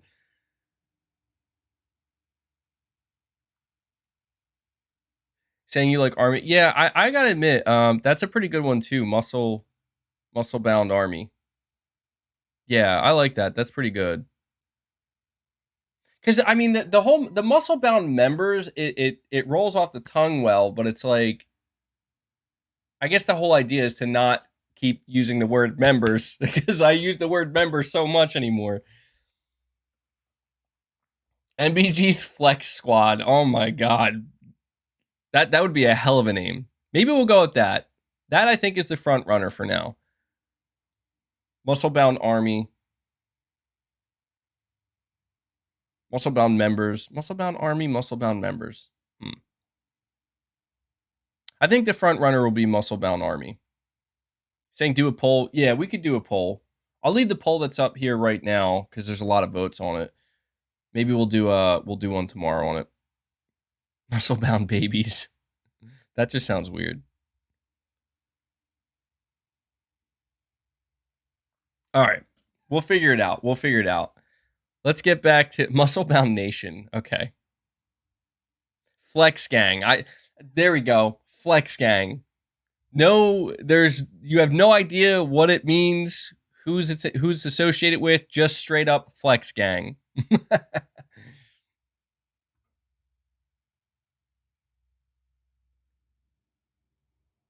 I'm trying so hard to think of something clever, like, but I can't. I just can't. My brain is like shorting out. We'll figure it out. Triple Anus Nation. Damn. Damn. All right, all right. Xbox Wire. Get ready for the Xbox Game Showcase and Starfield Direct double feature airing June 11th. So June 11th, let me see. That's June 11th is on a Sunday. So okay, I maybe that'll be the podcast. I don't know. So it'll be on a Sunday. They say here, we're delighted to announce that the Xbox Game Showcase will be live streamed on June 11th at 10 a.m. Pacific time. Immediately after the showcase, we'll be airing Starfield Direct, a deep dive into Bethesda Game Studios' highly anticipated sci-fi RPG. Join us for some new surprises and first looks from our incredibly talented internal studios and our many creative partners around the world.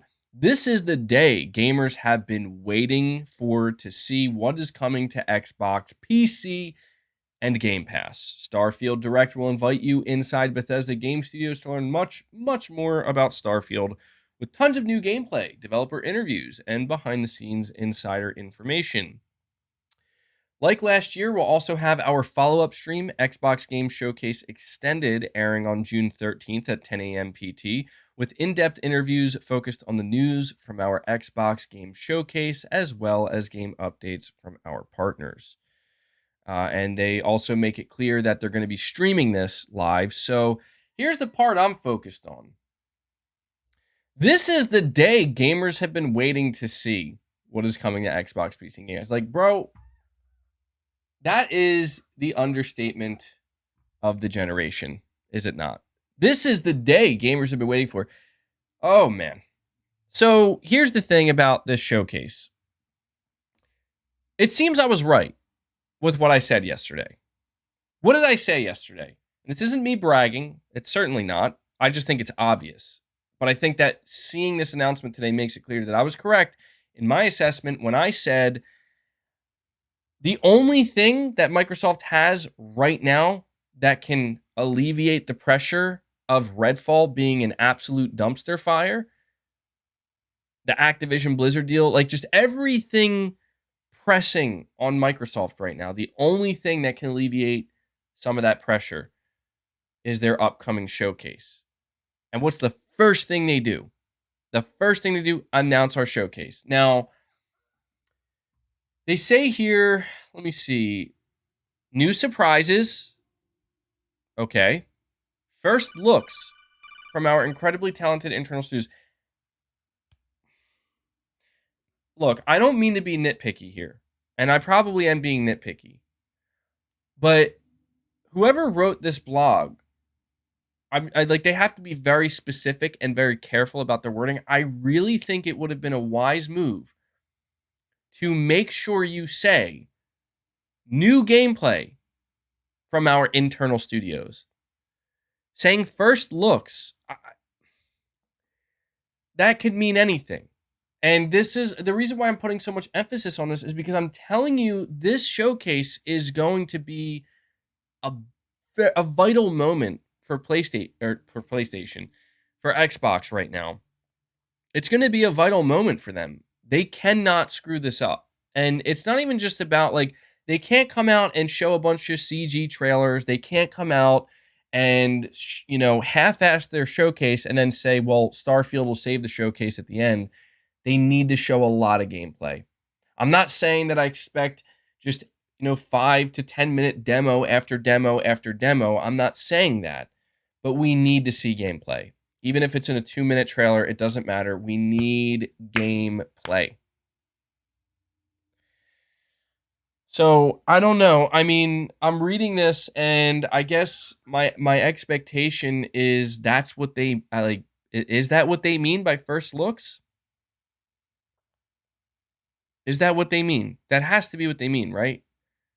They say new surprises and first looks. Why would they? Who says first looks? That just sounds dumb. Just say new surprises and gameplay from our incredibly. See, this is the shit that gets me nervous. Where I'm like, what, guys? Come on now. But to me, I gotta admit, this line just makes me laugh. This is the day gamers have been waiting to see. What is coming to Xbox? Like, oh, yep. Yep. Oh, man. Xbox is in such a bad place right now, man. Are you guys excited? Are you guys excited for the showcase? Fee Emery, you're saying, came for the muscles, stayed for the games. Absolutely. Appreciate that, though.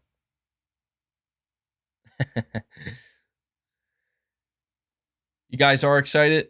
Yeah, I mean, look, all right, so here's how I feel about the Xbox showcase. I don't feel excited. If I said that I felt excited, I would be lying to you. I don't feel excited. I feel... What do I feel? I feel a mix of things. I feel a bit cynical. I'll be honest. I feel a bit cynical. Like that is the feeling that bubbles to the top when I think about this showcase. Because I'm gonna look, like, the thing I'm actually most excited about is streaming it with you guys. Like, that is gonna be fun, no matter which way it goes. If they show some awesome shit, it's gonna be exciting because we're watching it together. If they show some bad shit, it's gonna still be fun because we're watching it together. And frankly, it's like, if Microsoft had a poor showing, it wouldn't shock me. That's what you know what I mean? Like, I wouldn't be sitting here and be like, oh my God, who could have seen this coming? No, I definitely would have seen that coming. But I have to admit, though, like, right now, there is, for as cynical as I am, I have to imagine. You're saying no matter what they show, y'all will bury it 100%. Don't get me wrong, there will definitely be, right now, Xbox is definitely walking on eggshells, where just one wrong move and yeah, they're going to get cooked. No doubt about it, even at a showcase. But I can honestly tell you that I have to believe, like, for my own sake, not, choosing not to get ahead of myself, I have to believe they are well aware of what, like, is on the line right now. Like, you guys, Xbox just had its worst month and week ever. Like, ever, dude. It is bad. The fan base is as low as they can possibly get. They cannot afford to have anything less than an amazing show. And when I say amazing, again, like, this is where I don't know anymore, because everybody told me that Xbox's 2021 showcase was an A+. It was an A. That was an amazing show. And they showed no gameplay. Again, I want to emphasize, that's where Redfall showed up for the first time, and everybody gave it an A. So I don't know anymore what people expect. And therefore, I don't know what Microsoft is going to deliver. What I do know is what I expect. And it's exactly what I said. Xbox, no more fucking CG trailers. I want to see gameplay. Gameplay, not just of one game that we heard about, not two. No. You want to brag about all the studios you have. You want to buy up all these studios. You want to buy up all this IP. You want to do all this, show off all these CG trailers. I want to see gameplay. And I'm not talking about Starfield. I'm talking about everything but Starfield. That's what I want to see. That's how you win me over. And I know it's not just about me, but I am a gamer. And right now, I'll tell you right now, if any CG trailer that shows up at the Xbox showcase, I'm telling the fuck right off. I don't give a shit what they have to show me. If it's it could be the greatest looking thing ever. They could come out with a game that looks like the next version of Metal Gear Solid, and it looks amazing, but it's a CG trailer. I don't fucking care. They burned that bridge with Redfall. You try to win me over on a CG trailer, I try to give you the benefit of the doubt, and that's the result. So no. Right now, it's put up or shut up. The proof is in the fucking pudding. The proof is going to be in the pudding. And the pudding, in this case, is the gameplay. So I expect to be bombarded by gameplay. And Frank, I'm letting you know now, and I'm letting everybody know, I don't give a fuck what people rate the Xbox showcase. If it's filled, if people walk away from this showcase with after seeing a bunch of CG trailers again, and they're like, it's an A+, I'm gonna lose my shit. I'm gonna lose my shit. I am, because it's just like, you're the problem. Like, that's why this keeps happening. So I hope that people are on the same page as me, or at least most people are, where it's like, guys, be excited for the showcase. You know, there's a reason why they announced it today. They know they need it. They know they need it to go well. And I don't want to walk away. Like, look, you guys know I do enjoy ranting at times, but I really ideally would like a situation to occur where it's like, damn, not only did PlayStation just put on a hell of a show that we're going to be talking about for years potentially, but Xbox just kicked down the door too, and they proved they're here to compete now. That would be the ideal conversation. The ideal conversation is, holy shit, PlayStation is going to absolutely murder in the coming year and a half. But on top of that, I may actually go buy a Series X now, because look, Microsoft, look at that gameplay Microsoft just showed. That's the ideal conversation. I know people don't want to believe that, but that is what I'm hoping for. I am literally rooting for Xbox here, not to fail, to actually do what it is that they should have been doing this whole time. So when they put this line out here, this fucking bullshit ass line that says, this is the day gamers have been waiting for, I hope you understand, Microsoft. You have made your gamers wait a year and a half for Redfall. I don't mean to bring this up, but I do. I have to bring this up because when I saw this, I actually totally forgot about it. It actually really pissed me off. And it should. I'm not trying to get people to rage even harder at Xbox. It's not about that. It's not about getting people to rage harder. It's about just understanding that this is who we're dealing with. This is what we're dealing with. This is what the Xbox fan base is dealing with. Back on May 12th, 2022, Bethesda said on their Twitter an update on Redfall and Starfield. They said, we've made the decision to delay the launches of Redfall and Starfield to the first half of 2023. The teams at Arcane Austin and Bethesda Game Studios have incredible ambitions for their games, and we want to ensure that you receive the best, most polished versions of them. We want to thank everyone for their excitement for Redfall and Starfield. That energy is a huge part of what inspires all of us every day and drives our own excitement for what we are creating. We can't wait to share our first deep dive into the gameplay for both Redfall and Starfield soon. Okay?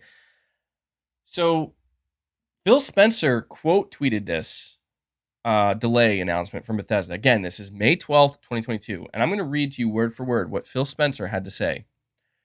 Quote, these decisions are hard on teams making the games and our fans. While I fully support giving teams time to release these great games when they are ready, we hear the feedback. Delivering quality and consistency is expected. We will continue to work to better meet those expectations, end quote. Now, I don't know about you guys, but when I read this, I just was like, there's no way. There's no way this man said delivering quality and consistency is expected. Like, I felt like I had to have been misreading this, right? Like, surely he said failing to deliver quality and consistency is expected, right? That's what he meant to say. I'm just pointing this out because this is why you can't listen to a fucking word that anybody at Microsoft has to say about anything regarding their games. And you can't even listen to Bethesda because look at this. Even Bethesda, they said, we have incredible ambitions for our games. Please, for the love of Jesus, tell me you are not including Redfall in that statement. No, actually, they were including Redfall. So this is why when I talk about, oh, look at that, the Xbox showcase, people are like, damn, dude, why aren't you even going to give them a chance? Why are you already assuming? Because can you blame me? Can you blame anybody? Can you blame anybody? It's a fucking joke, man. I hope Xbox shuts me up. I hope they do. But when I just couldn't believe this when I came across it, because I'm like, dude, you're out here giving your, everybody's looking to Phil Spencer, the savior of Xbox. He's saying, we hear you. We hear the feedback. We need to give these great games time. We know that delivering quality and consistency is expected. Phil, you don't know jack shit. Redfall proves that. Aaron Yogurt, you're saying Xbox be like Sony games are interactive movies, then get excited over CG trailers. Oh, man. Yeah, I'll never understand that argument. Are you sure about that?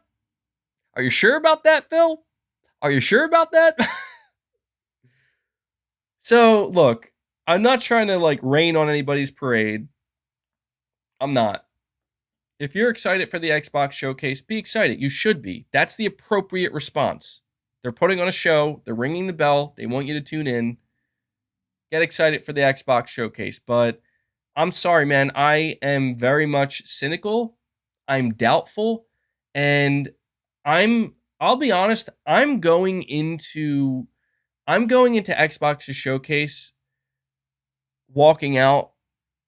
I'm almost half expecting to walk out being like, dude, there's no way. Because I just feel like that's all it's been with Xbox for the longest time, dude. This whole notion of they're going to get it right now. They got it this time. I've been saying this for years. At what point am I actually insane? Because I keep saying the same thing. I keep thinking the same thing and nothing changes. So no, for once, I'm going to go into their show. Don't get me wrong. The more optimistic side of me is ultimately hopeful that by the end of it all, we'll just be talking about exciting, awesome looking games, and that's it. But I'm half expecting that I'm going to come out of this show being like, nothing has changed.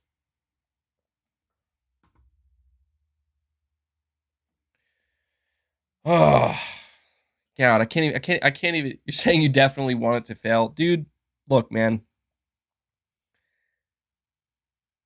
Here's the thing about Xbox failing.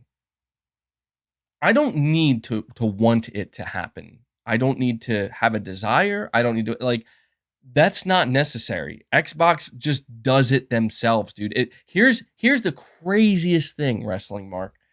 Here's the craziest thing.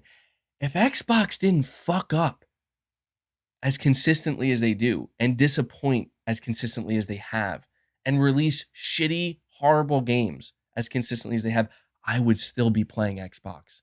I would still have a Xbox YouTube channel and I would be sitting here saying, fuck yeah, guys, Xbox showcase time. Let's go. Let's talk about all the great shit we might see there. Isn't that crazy to think about? So you sit here, you say, I want it to fail. Dude, I don't want anything except just show some good fucking gameplay, man. Just show me a good game. Show me a game that's worth $10, please. A AAA game. That's it. I don't need to have to hope for anything. You may think I'm being a shitty person by going into Xbox's showcase assuming this is going to be a disaster, just like everything else they've done. To me, that's the smart thing to go in thinking. People say go in with low expectations. Dude, I'm not just going in with low expectations. I'm going in expecting this is going to be horrible. This is going to be horrible. How could it be anything less than horrible? And if it is, well, then there you go. Good job, Xbox. It wasn't horrible. It was decent. It was good. Maybe, just maybe. But I'm sorry, man. This is a sad fucking state of affairs. Because I want it to be known there's a reason why we're talking about this today. There's a reason why Xbox and Microsoft, they come out today and they say, don't worry, guys, we got a showcase. Please just ignore Redfall. Just ignore what we just did. Brush that under the rug. We're past it already. Be excited. Be excited. It's fucking sad, dude. Could you just imagine if this was PlayStation right now? PlayStation releases a completely broken, disaster, train wreck, dumpster fire of a game. And to make up for it for the fans, they're like, but we got a showcase coming. As far as I'm concerned, that's a slap to the face. Where's Phil Spencer's statement on Redfall? Huh? Where's Microsoft's statement? Why is nobody taking responsibility for this? You know, I saw this, there was this thread on the Gaming Leaks and Rumors subreddit, and it was like a retailer claiming that they had like inside knowledge of what went on with Redfall and Microsoft, and he basically said that Microsoft never believed in Redfall and just wanted to like kick it out the door and let it die, and they never thought it was going to be a good game. And I'm just like, bro, what is happening? Like, why is this a conversation? So let me get this straight. Microsoft cared so little about Redfall that that's why they decided to delay it for a whole year and give it a whole nother year, right? They gave them that time and that extra money and that extra, like, to take up those extra resources just because they want it to go out and fail. I'm telling you, it's like becoming mental illness at this point. It's frightening. It's actually frightening, man.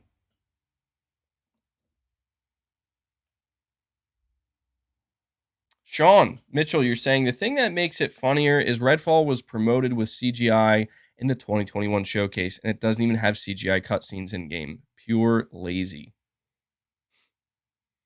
Really? Oh, man. So basically, what we can surmise here, Sean, is that the 2021 CG trailer is the best version of Redfall that we've ever seen. Oh, man. Neutral Zone, you're saying they can go full gameplay and you will talk only shit. I hope I'm gonna screen cap Neutral Zone. I'm gonna screen cap this super chat, okay? Because here's the I should probably take this opportunity to make it clear, Neutral Zone. When I say I want to see gameplay, I'm not saying I want to see mediocre gameplay. I should probably clarify that. Chances are, if I'm going to shit on gameplay I'm seeing, it's because it looks bad. Like, I don't know, Redfall's gameplay? When I watched that Yang Ye video and I noticed Yang Ye could not stop obsessively talking about, well, you know, this IGN player, what's he doing? He doesn't know what he's doing. Like, dude, no, you're missing you're losing the forest for the trees here, bro. Do you not see the gameplay that you're, like, just look at these animations. Look at this gunplay. Look at these effects. Look at this AI. You're just ignoring all of that, and you're following the online narrative that people tried to run with. That is, oh, it's the person playing.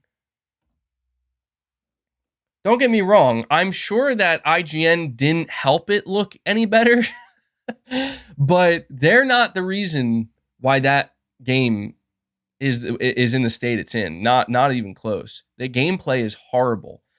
I've seen some people saying it's actually unplayable at 30 FPS. Like, the gunplay is so bad, it's unplayable at 30 FPS on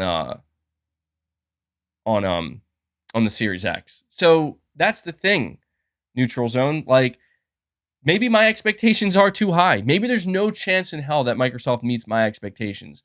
But I just want to make it clear, my expectations for an Xbox game showcase, I don't care about new game announcements. The reason why I don't care about new game announcements is because that Microsoft has announced a ton of new games over the years. We just haven't seen any of them.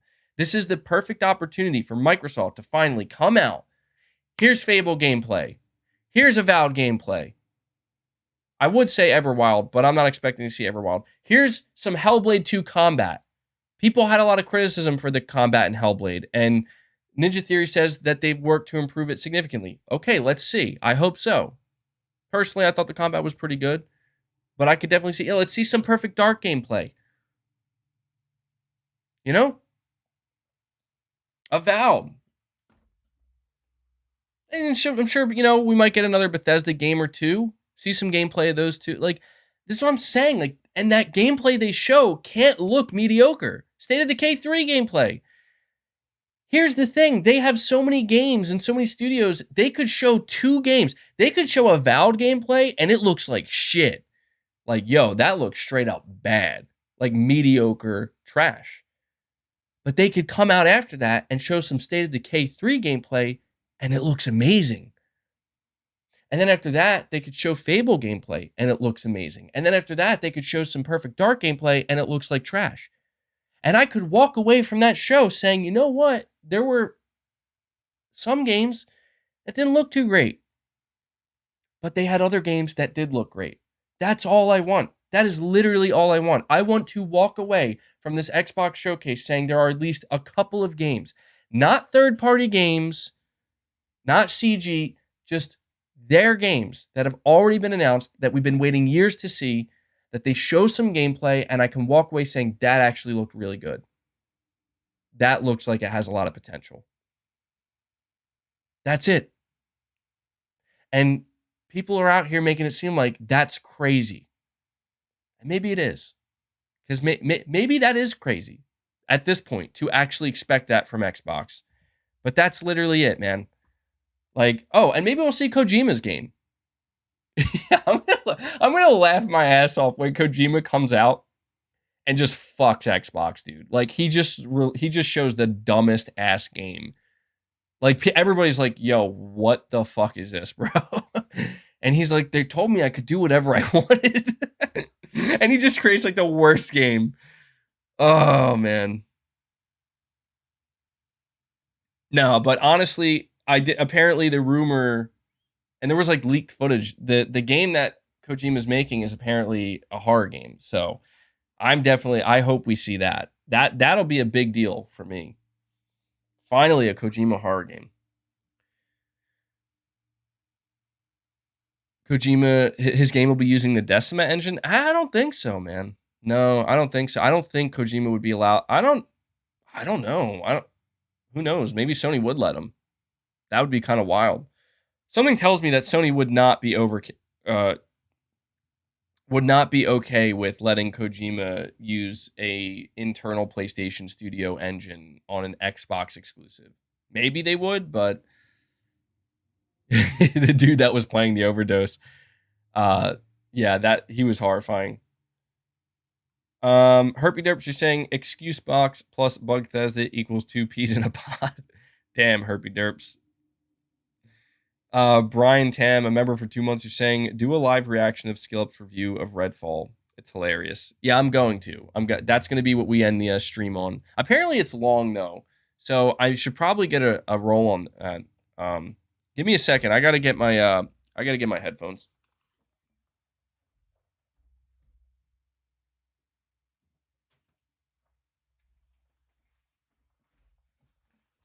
All right.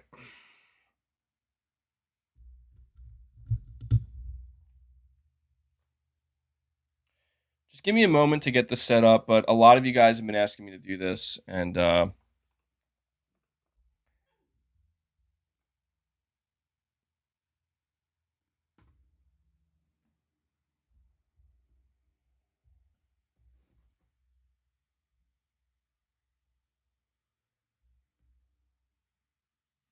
yeah, from the sound of things, it seems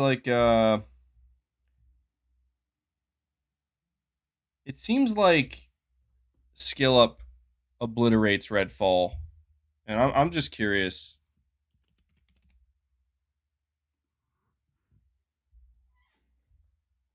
I'm gonna bring it up on screen in just a second, guys. I have to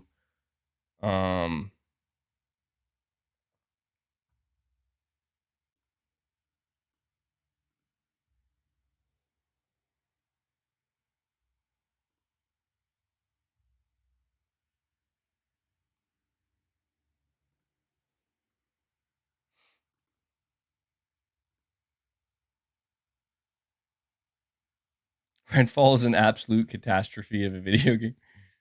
Oh, and let me hold on, is that why isn't oh I gotta remove a couple of things here.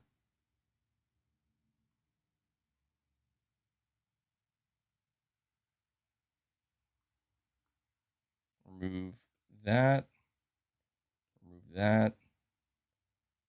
I'll bring him back. I'm just removing it now so I can video capture device. How come hold on, how come it's not showing up? I have window capture up.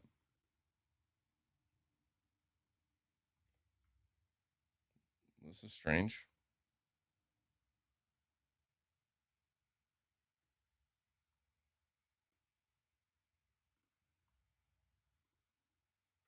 Why the hell is it not coming up?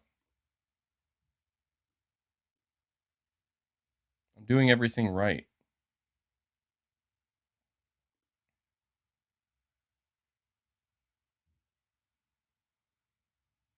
Oh, my, okay, I'm an idiot. All right, let me,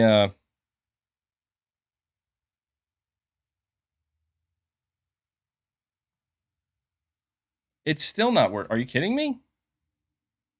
It's a joke. I might just have to retry it. Yeah, all right, give me a second, guys. I'm gonna get it up because I'm really interested in watching this review. I'm just gonna have to add a new window. It's the only way.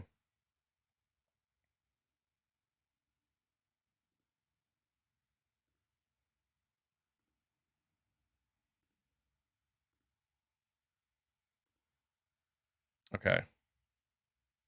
There we go. Now, all right, let's do this. Let's see. This video is brought to you by friend of And for some reason, there's no audio. Why? Why is there no audio? Got it. All right, let's go. the channel, SteelSeries, makers of the best keyboards, mice, Sorry and that took so headsets long, on the guys. market. SteelSeries are a long-time channel partner that have hooked us up with a 12% discount on any purchase whenever you use offer code SKILLUP at checkout. Click below to get in on it, or stick around to the end of the video to learn more. Hello. Today we will discuss Redfall. I would like to start by talking about Redfall's narrative, characterization, and storytelling. Redfall opens with a non-animated cutscene. It is just those shifting stills and a voiceover. This is the first time you will see this, but it certainly won't be the last, because Redfall does not have a single animated cutscene in the entire game. All of the cutscene budget clearly went to those trailers we saw. When you load up missions, you are treated to in-engine cutscenes that are just stills with a color tint and a voiceover. When you complete missions to unlock memory fragments of the villains you're hunting, flashback sequences are not animated. They have these blue stick figures that just stand there, forcing you to just stand there and listen to their boring exposition. Thank you for meeting with me. Dude, he sounds depressed, man.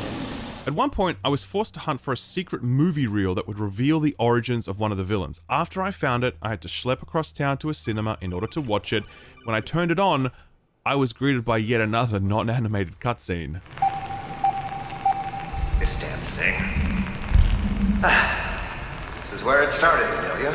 I don't think it's too much to ask for some animated cutscenes and a bit of fanfare in a AAA video game from Arcane. Let's not forget, the last time they welcomed you to a video game, it looked and sounded like this. Microsoft needs to flex that quadruple anus. Redfall has a story, but it is threadbare and it is held together by duct tape and chicken wire. These non-animated mission cutscenes and flashbacks I mentioned earlier are the bulk of it. I think they provide about as much setup as a strike loading screen from Destiny 1. Whether we wanted it or not. Outside of these, the town of Redfall is peppered with literally hundreds of small notes that you can read if you have patience enough to. I tried to read some of them at the start, but they were too numerous and too boring to continue.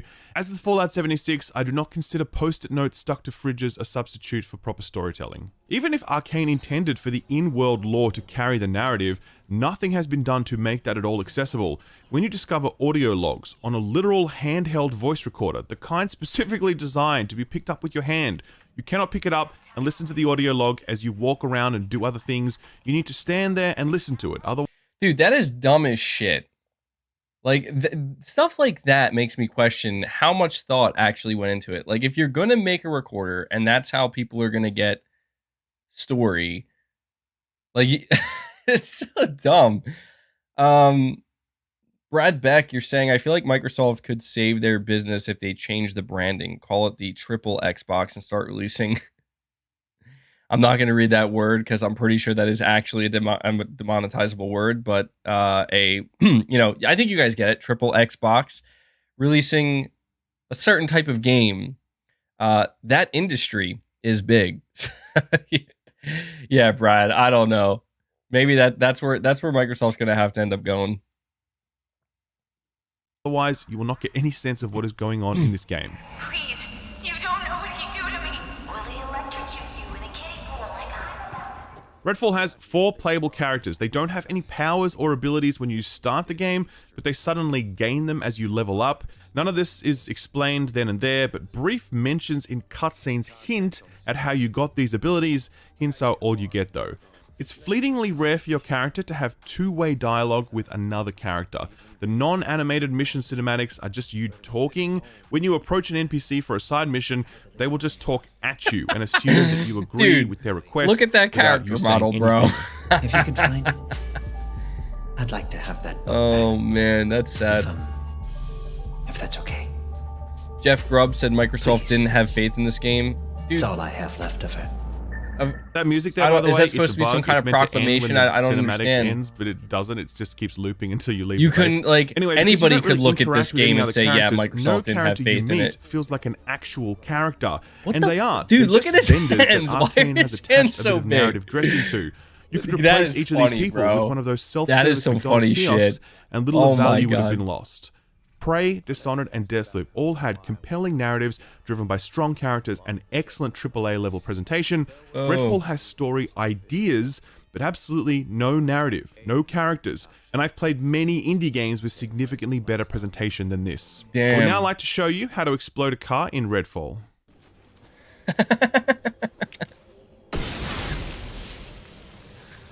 Nuh-uh, dude.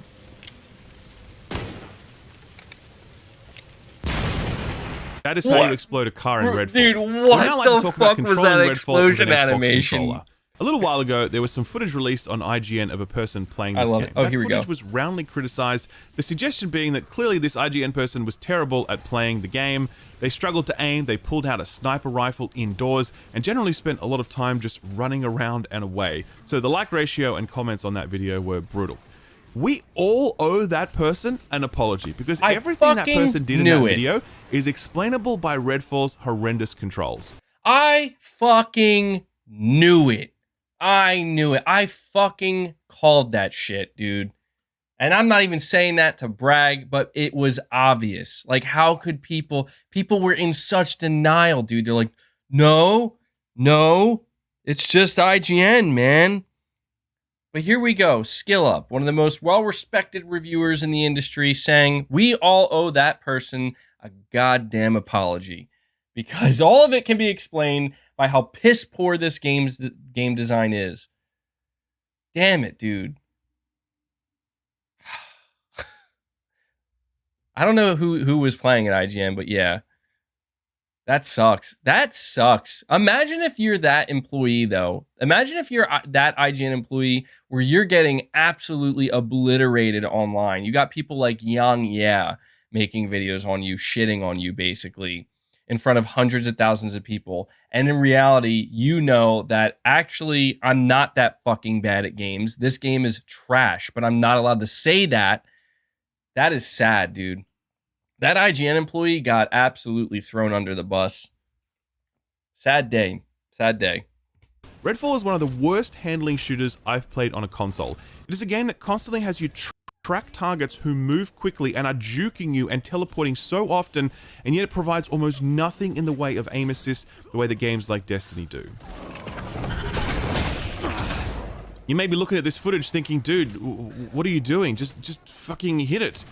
But when you aim down sights, you lose a significant portion of your aim speed, meaning that fucking it's hit it. very difficult for you to stay on target. You might say, oh, you should turn up your ADS sensitivity, but there is no ADS sensitivity. There's just overall sensitivity and something called input response preset, which I really don't know what it does. I tested it, I couldn't figure it out, but I really recommend against fucking with overall sensitivity due to the major problem with using an Xbox controller, and that's the dead zone. The dead zone is so bad. You really need to press the stick to get it to do anything, and by the time it does register, it's already going too far. God. Making precise adjustments in this game is so hard owing to how controls have been implemented in Redfall. Funnily enough, that was a problem in Deathloop, and much like every other part of Redfall, the problem returns here, only it's worse. Furthermore, and I couldn't believe this. You know, I want to say this real quick, not to keep interrupting his review, but he mentioned Deathloop and how there was like a problem with the way it felt to shoot and the control, basically. You know, I was listening to Mr. Matty Plays review of Redfall recently, and something I actually didn't realize is Mr. Matty Plays does not like Deathloop, and was basically like he made it clear that he's not sure like how Deathloop got the reviews it did. You know, in his opinion, it's nowhere near a 10 out of 10 game. And he was saying that one of the biggest reasons for that is it didn't feel that great to play. And, you know, I gotta say, I felt pretty vindicated when I heard him say that, because I tried Deathloop when it came out, and I thought there was something wrong with me. You know, like I saw that the game was getting glowing like 10 out of 10 reviews. I played it for probably like 4 or 5 hours. I'm like, I can't play this game. I'm like, and I didn't like, I gotta be honest, I was like afraid to like shit on it, because I'm like, dude, I don't want to be the dude that comes out and is like, yeah, this ain't it. I did say that. I was like, I don't know how this game is getting 10 out of 10s, but I was just like, yeah, the game's not for me. I tried it. And I was just kind of surprised, because like I had no idea. I was like, oh, good. Like I'm not the only one out here. So just wanted to mention that. You can carry 3 weapons with you. Let's say your pistol's in slot 1, you've got an assault rifle in slot 2, and slot 3 is your shotgun. If you want to go from your pistol in slot 1 to your shotgun in slot 3, you always need to cycle through the assault rifle to get there. There is no radial dial, no dedicated button to switch back rather than forward, no long press of the weapon change button to pull out your third weapon like Destiny figured out 10 years ago. So remember that IGN person where like, they pulled out a sniper rifle indoors, what a fucking idiot. No, I've done exactly the same thing on many occasions, because I've been bum rushed by teleporting vampires and I can't hit any of them, and I want to pull out a shotgun, but I forget which weapon I'm cycling through, so I pull out a sniper rifle by mistake and I go, fuck it, let's just shoot it. That is why that IGN footage is so bad. IGN person, I'm sorry we made fun of you. It is not you. It was this garbage video game. I would now like to show you how to deal with watchers. Scattered throughout the world are watcher vampires who act as menacing searchlights that will alert others to your presence. Here is an advanced strategy I discovered to avoid their omnipresent gaze.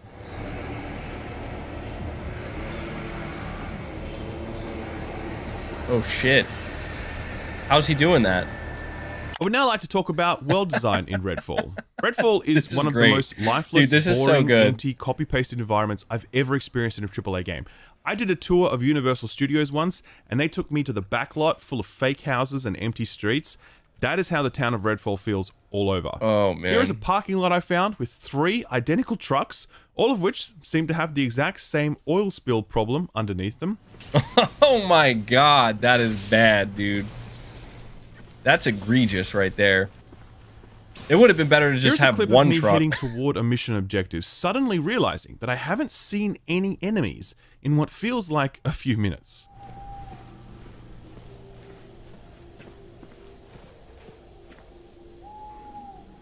Dude, there's something like eerily disturbing Here's a about sped up this. clip of me heading towards another mission objective. I run for over 2 minutes and cover nearly half the map of Redfall without seeing a single enemy. Holy shit. Dude, it is worse than I thought. Here is me exploring the Docks district. It is so empty that I stop and take out a sniper rifle to see if I can see anything at all. And I can't. If you had told me that this was bugged, man. or some sort of alpha build where the enemies haven't been dropped It's onto so the map empty, yet, I pulled I out would my have believed sniper you. rifle just to This is see if I could actually find what anything. Redfall actually feels like most of the time. No, dude. How is this game not straight up canceled, man? I would now like to talk about immersive sim elements in Redfall. Immersive Bethesda's marketing sim would have you elements. believe that Redfall is an immersive sim, or at least has immersive sim elements. To quote the Steam page, continuing Arcane's legacy of carefully crafted worlds and immersive sims, Redfall brings the studio's signature gameplay to this story-driven action shooter. So I want to be really clear right off the top, that is a total fucking lie. Warren Spector, the creator of the Deus Ex series, is the father of the immersive sim as we know it today.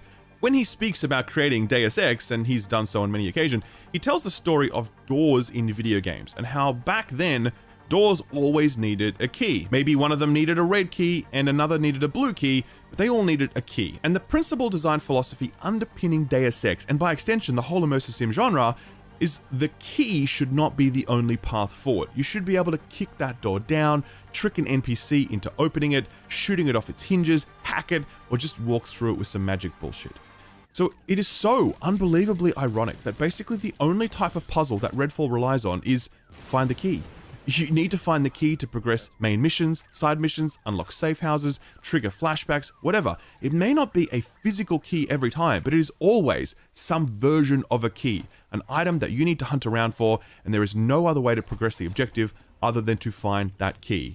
This is a good example. Here, I needed to find a key to open a door. I could not find this fucking key. I looked everywhere, I couldn't find it. So I'm like, all right, this is an arcane game. Gotta be some other way to open that door, right? Wrong. I looked around for some sort of panel near the door that I could hack. Wasn't there. I went outside and saw that there was a window, and I'm like, oh, cool, that could maybe work. No, there was no way up there. I found a way onto the roof and thought maybe there's a roof access. There was no roof access.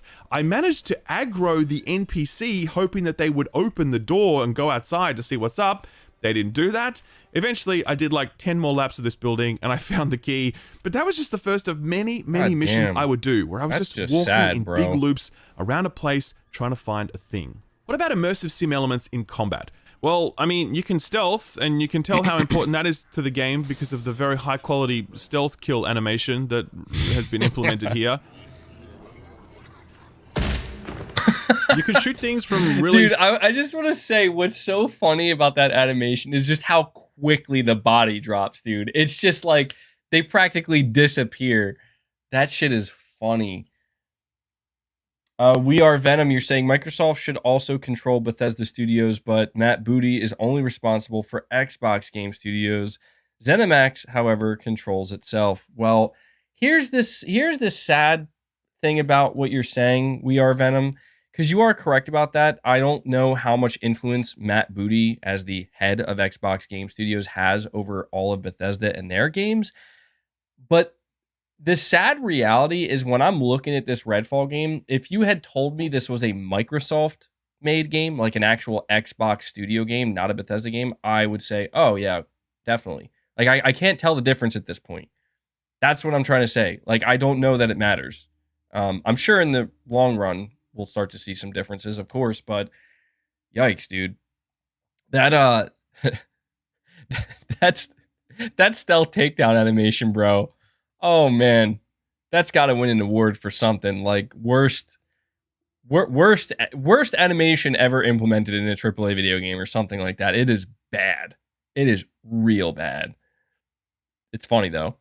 Far or up close, you can explode some canisters. That's about it. There's no other style of play available to you here that involves relying on interesting abilities or utilizing the environment or turning enemies against each other or anything. It's just shoot the enemies with the guns or punch them in the back.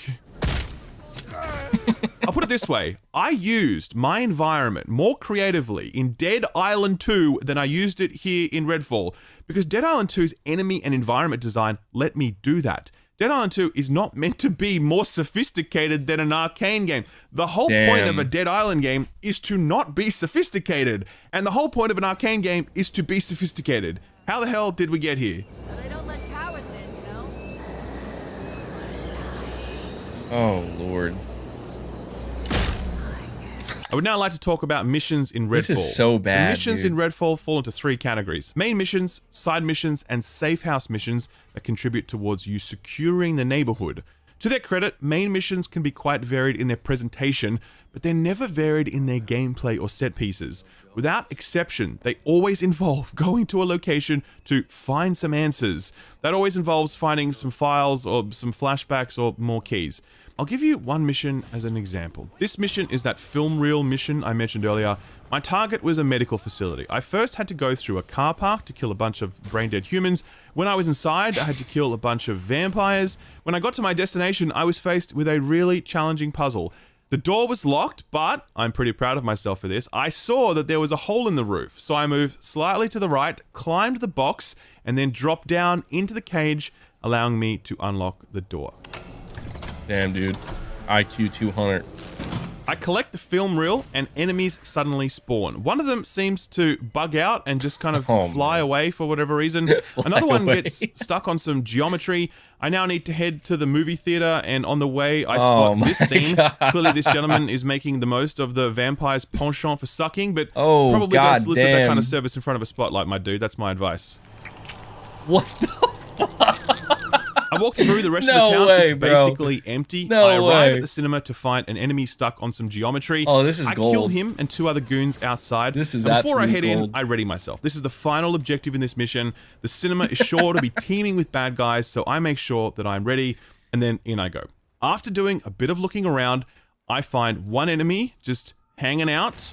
That is the only enemy in this entire movie theater. Damn. I get to the projector, ready to watch the film. The projector is broken, and I'm told I need to go downstairs to get a replacement bulb. And I'm like, okay, this is it, right? I mean, you know, there were no enemies before, but the basement is going to be really dangerous because vampires, basement, it just makes sense. So I head down to the basement. There's nothing there. I grab the bulb. Nothing spawns. I leave the basement. I head back to the projector. I watch the non-animated cutscene, and I get the mission complete notification. I fast travel back to the base, and I watch as various textures load in slowly while I stare at this wall. I'm not joking when I say that at this point I'm sitting in front of my television at home, mouth agape, staring in disbelief that what I just experienced was an actual mission made by Arcane Studios. Oh my god, dude. You guys were not kidding. He absolutely is just tearing this game a new one.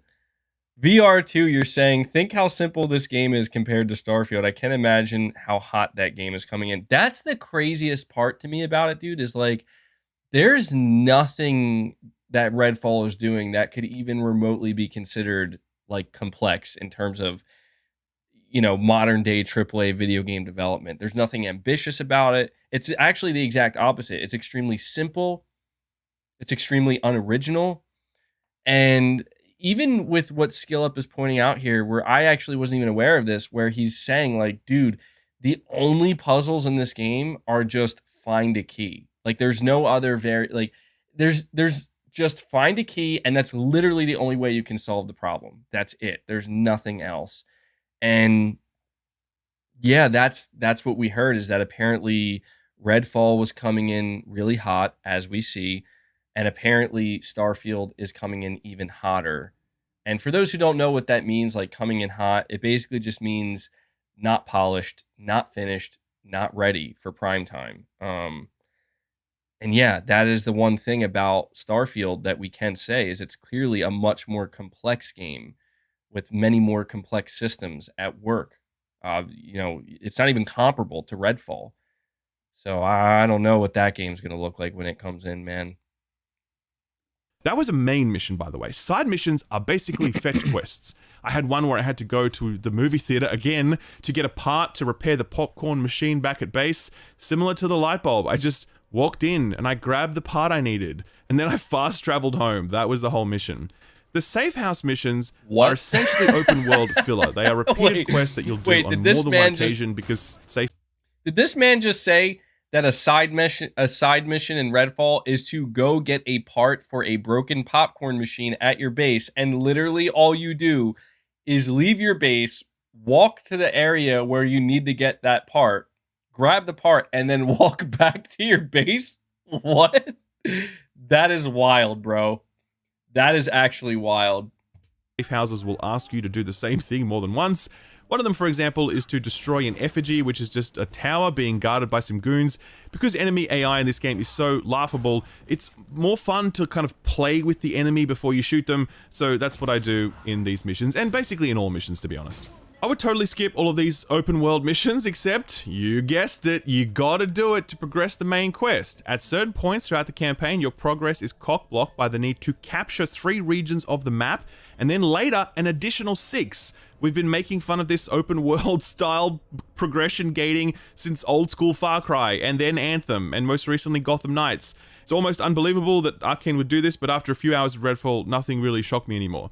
Capturing these regions, by the way, involves doing one regional side mission, like the one I described earlier, and then killing the regional boss. The bosses are high-level marquee challenges. They are very hyped up by the voice on the radio.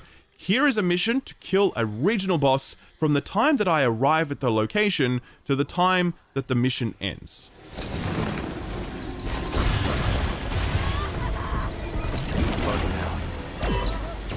Kiss your ass goodbye.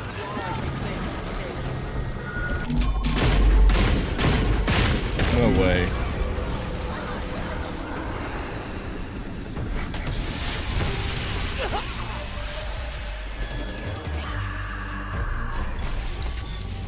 Cloaks up. Just in case you think I'm cherry picking this clip, here are 2 other regional bosses. Enjoy.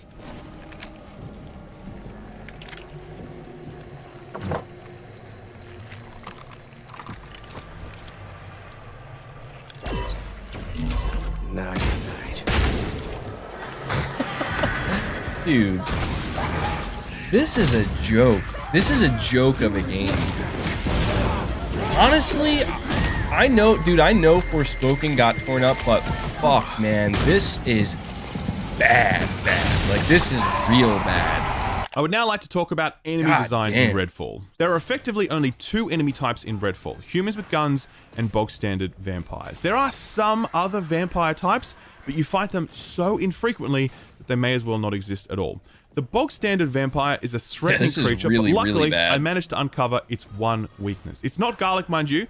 It's walking backwards and to the left slightly.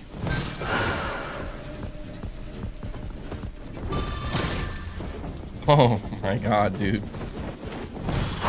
That's it. If this fails, that's the I game. luckily discovered another anti-vampire technique, which I like to call chair. Yeah. Dude, the level of skill required to competently play this game. Clearly that IGN player was playing it wrong. This is how you're supposed to play it. Now I would like to show you a thrilling combat sequence involving one of the game's human enemies. Oh my god. Oh my god. No. Oh man. You know, I would feel now like to demonstrate to you some of the issues I've had with menus and UI in Redfall. First of all, I should make clear that you cannot I don't pause know what this to say. game even when playing solo. If you'd like to open your menu outside a safe house, you're doing so risking the possibility that a vampire might suddenly jump out and attack you. Luckily, the chance of that is low, given that there are essentially no enemies on the map, but hey, it's still ridiculous nonetheless. The map is useless. It does not allow you to see topography, whether things are above or below ground. It does not provide more detailed maps for things like buildings or houses when you're inside them. If this game didn't have a map at all, it really wouldn't be that big a loss. When you're in your menu, sometimes you cannot highlight items in the shop or in your backpack. The cursor just refuses to highlight that item. Damn. Sometimes the menu will not close and you will be stuck in there and you will be pressing the button trying to get out and it will make some weird dude. sound Aaron Yogurt, until this it is a eventually certified works. Crackdown 3 moment.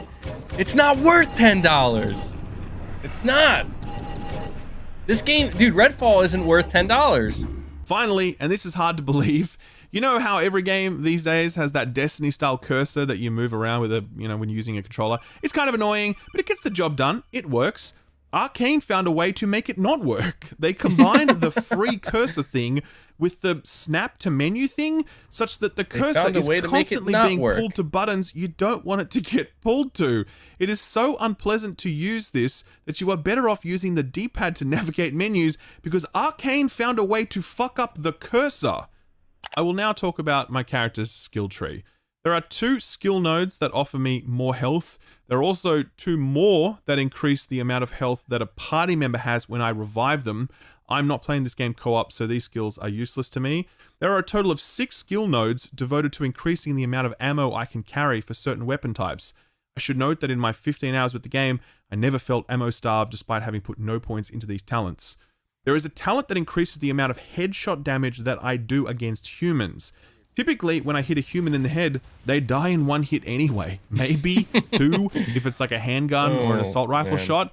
However, I don't do much bonus damage to vampires when I shoot them in the head. So I could see this skill node making a lot of sense if it was for vampires, but it's totally useless as it is. And of course, there's 2 of these nodes, one for myself and another that increases headshot damage for party members. The smart thing to do with these skill nodes would have been to combine them into one so that it buffs both my character and my party members, plus make it apply to vampires so I can actually get some benefit out of it. But yeah, obviously that didn't happen.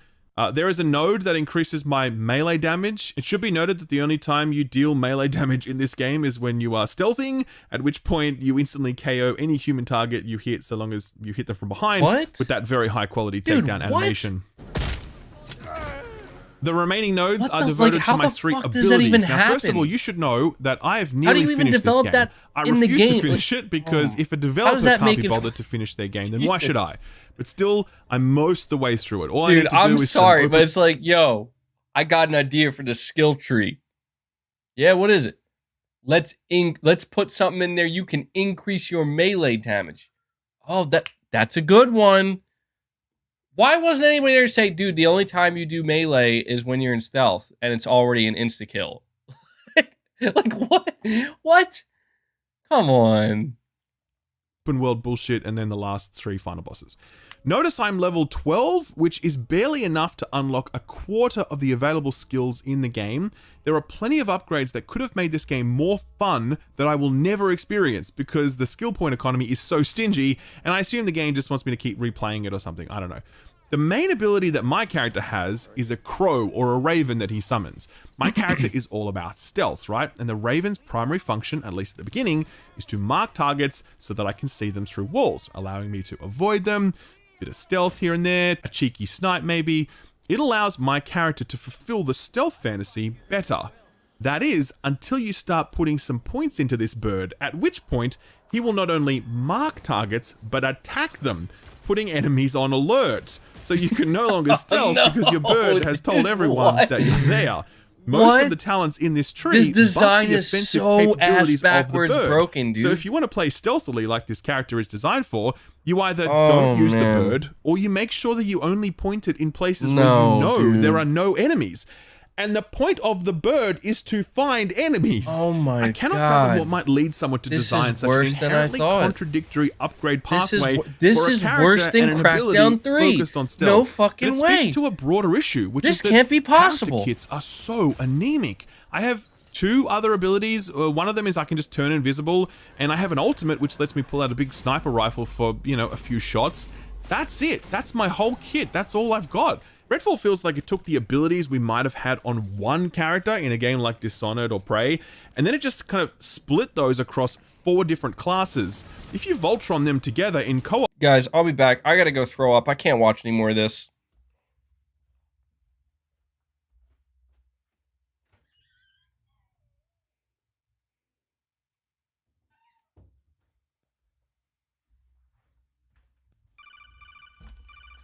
Oh, I'm just kidding, guys. I had to just go. I had to go open the door to let my cat in. She was crying at the door. But oh my god, dude! Like, this is so bad. I gotta go throw up.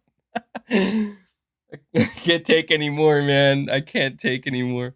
Let's keep it going. Let's finish this out.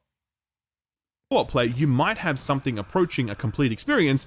There is absolutely... You know what, really quick, sorry. I got Crooked Vulture. You're saying Redfall is truly an exciting experience. Another banger from Arcane Austin. Survivor's review. I can't even... Bro, what fucking clowns. They should just rename their brand just the clowns. Like, the clown. The clown reviews. God damn, dude. That's pathetic. No way I would subject my friends to a second of this.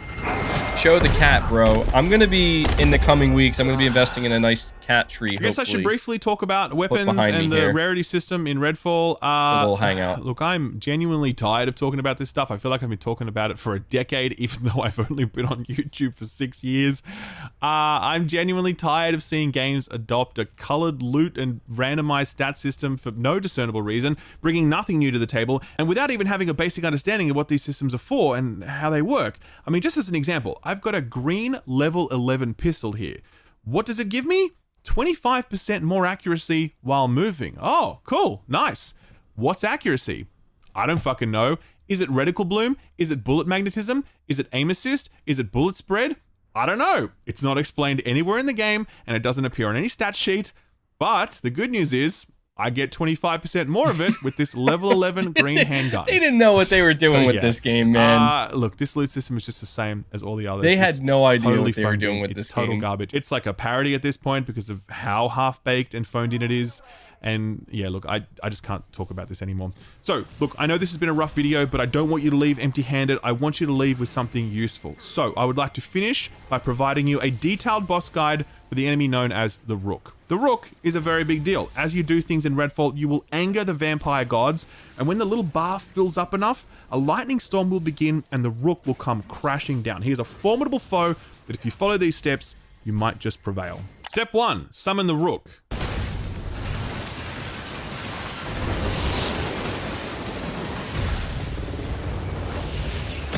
Step 2, stand on something slightly off the ground. No way. Step 3, shoot the Rook until he dies. Nuh-uh, man. There's no way. This is worse than Crackdown 3, guys. We can't. Step 4. We can't be game here. Crashes or something. That's usually what happens when it's time to collect your loot. You will notice that I have not spoken about the technical state of this game. Things like frame rate, visual glitches, stability. To be honest, they're not great, but they are the least of this game's problems. Jedi Survivor will get patched and will end up being a very good video game. No amount of patching can save Redfall. It is utterly unsalvageable. And that is an important point I really want to make. Arcane have said that they plan to make this their most supported game ever. Please, God, no. Just take the Please, L. God, just kill it. JPEG Kill on it Twitter with fire like, now. Game dev is hard. This one didn't work out as we planned. We're moving on to the next thing and devoting all our resources to that. I promise you, if you say that, everyone will cheer. But if you say like, oh, it didn't meet our high quality bar and everyone we have an cheer. ambitious content roadmap that no, just walk away from this. Yo, you gotta at least give Square Enix credit with Forspoken. They read the room, bro. Okay, you gotta at least give them credit that they're like, you know what? We're just gonna put out our DLC that we promised, and we're done here. Like, we're done here. You gotta at least give them that. Damn. And focus on the next thing, please. There's no saving it. Taking a step back, this is obviously a very sad day for Arcane. No one but the people involved know how this game ended up the way that it did. But obviously, there is a story. You don't go from Prey Moon Crash to this. That is not explainable by just the pandemic or whatever. Obviously, some serious shit went down that led to this result, and I hope that whatever it was is past so that Arcane can get back to business, hopefully making Prey 2. As bad as this is for Arcane and Bethesda, I think it's ultimately worse for Microsoft and Xbox. This is on... Wait, was he about to say it? Them. Yep, he says. Okay, so I just want to say real quick, I want to interject here. You see what he said right there? You see how he said, like, how did this studio go from, in years past, making a really great video game to this? He said some serious shit must have went down. Guys, I have tried to explain to people, why do you think Bethesda was purchased? Why do you think they were purchasable? People acted like, not everybody, but some people acted like they couldn't believe when I said, when we found out Microsoft was buying Bethesda, they couldn't believe when I was like, yeah, I really don't care. Like, Bethesda to me hasn't really been relevant in a while, you know, except for, you know, maybe like the Evil Within. And sure, there's Doom, of course, but yeah, I don't know, I don't get it. And this is what I'm talking about, man. Is like Microsoft purchased a publisher that was clearly struggling, and Redfall was going to come out either way, whether it was under Bethesda or under Xbox. I don't know, man. And then if you listen to what SkillUp just said here, thank you. I'm glad he gets it, and I'm glad that probably hundreds of thousands of people are going to watch this video when he said, and I hope they make it this far in the video, and he says, for as bad as this is for Bethesda, this falls on Microsoft. It absolutely does. Fireax, you're saying Crackdown 3 looks like God of War against this crap. Dude, I'm being serious right now when I say I think Crackdown 3 actually is a more competent video game than Redfall. That's fucking scary. That is scary. Let's finish this.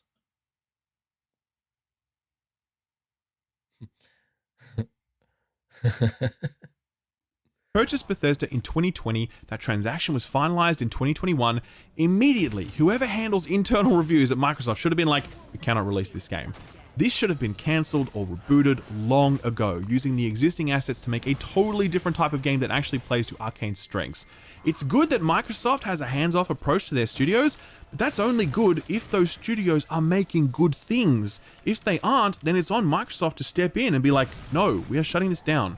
Now, Redfall is the standard that we might expect from a Microsoft game. This is where they have lowered the bar to, and with 0 AAA exclusives last year, and with only 2 planned for this year, Redfall and Starfield, and with the Activision Blizzard deal looking very wobbly, I don't think Xbox has room to let the bar slip this low. I'll be honest, it's genuinely shaken my faith in the future. I really thought they were onto a good thing, but if you are willing to put out something this broken and this bad, then how can anyone have confidence that you won't do it again? I would remind you that the last first-party exclusive that Sony released was God of War Ragnarok, and the next first-party exclusive that Nintendo will release is Tears of the Kingdom. Microsoft's answer to that? This.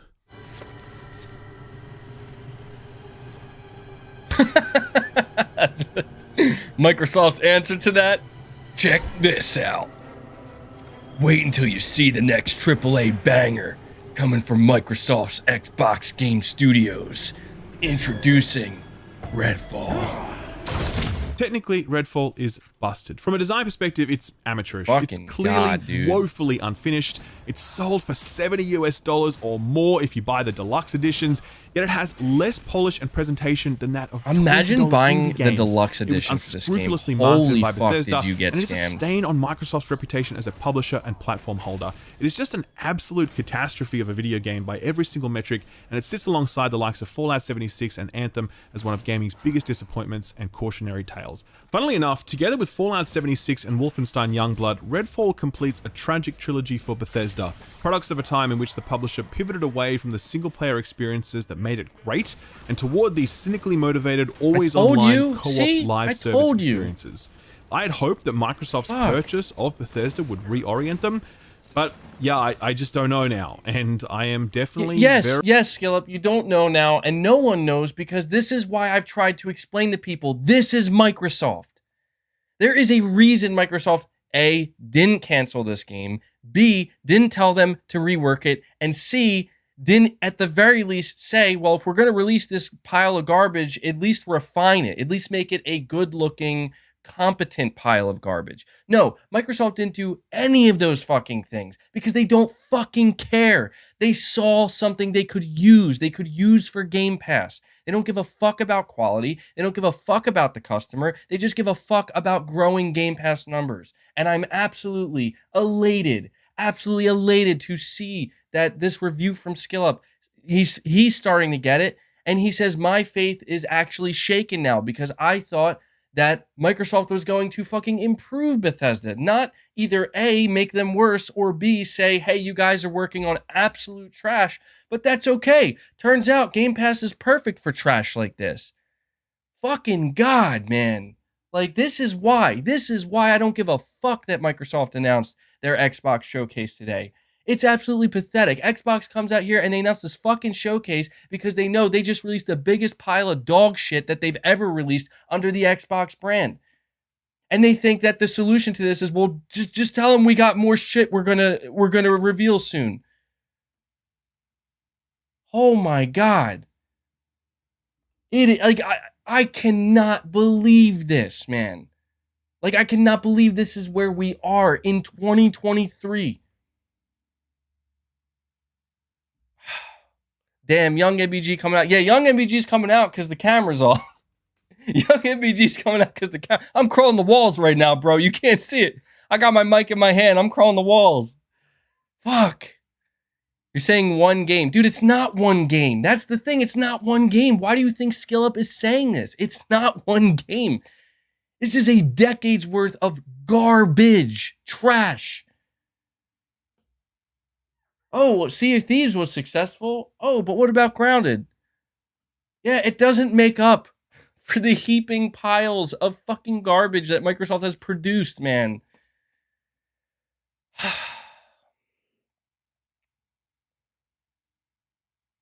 Jeez, man. Like, I am flabbergasted. I really am. But I'm sorry. It's got like 2 more minutes left in the video. Let's just close it out. Very, very worried about what we can expect from Starfield, and I think everybody else should be as well. Guys, if you've been around the channel for a while... That I wish I would have just let him finish. So, hey, don't listen to me. When I say, as somebody who doesn't give a fuck about Starfield, I'm worried about Starfield. I'm pretty sure that game has the potential to have a disastrous launch as well. Just like Redfall, maybe it won't be as bad, but it could be bad nonetheless. Don't take it from me. Take it from SkillUp. He says you should be worried about Starfield.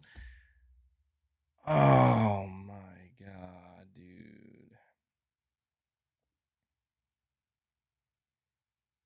Unbelievable. Let me get this stuff back up.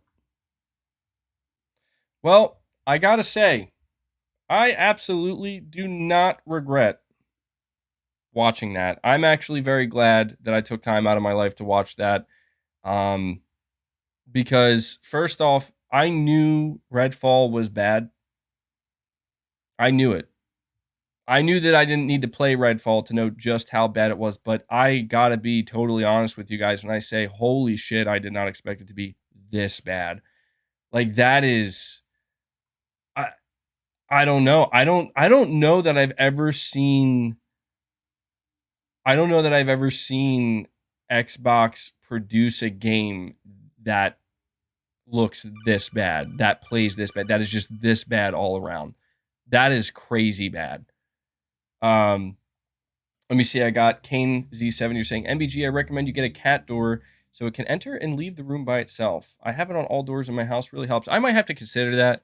I keep my door shut a lot more now than I used to, and they do like to go in and out, so I might have to do that. Thank you for the recommendation, Kane. Definitely something I'll consider. Fyrax, you're saying Crackdown 3 looks like God of War against this crap. And then Papa Moy saying, can you watch Bethesda the musical? You'll love it. I think I'm tapped out on what I can watch right now. I mean, we'll have plenty more streams, public and members only as well to react to different stuff. But, like, this is why, man.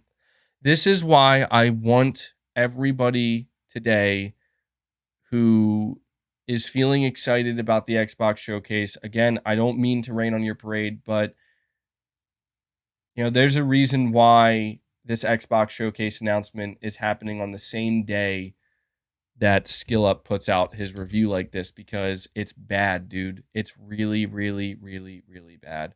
And here comes Phil Spencer. Fucking Phil Spencer. He quote tweets Xbox. The official Xbox Twitter account says, spoiler alert, we'll be talking about games. We're cool, guys. We're cool. We're hip. We're with it. Announcing the showcase, Phil Spencer quote tweets it, mark your calendars for June 11th. The Xbox Game Showcase and Starfield Direct Double Feature kicks off at 10 a.m. PT. See what's coming to Xbox PC and cloud gaming. Yeah, Phil, you the same guy that told me last year that you heard the feedback that fans expect quality and consistency, and you were also the same fucking person that said, go ahead, release that goddamn dumpster fire that is Redfall. Yeah, fuck off. I'm so fucking tired of it, man.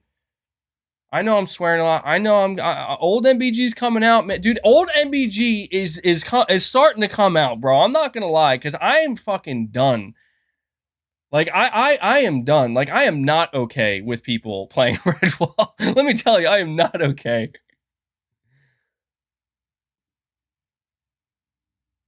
Oh, oh my God.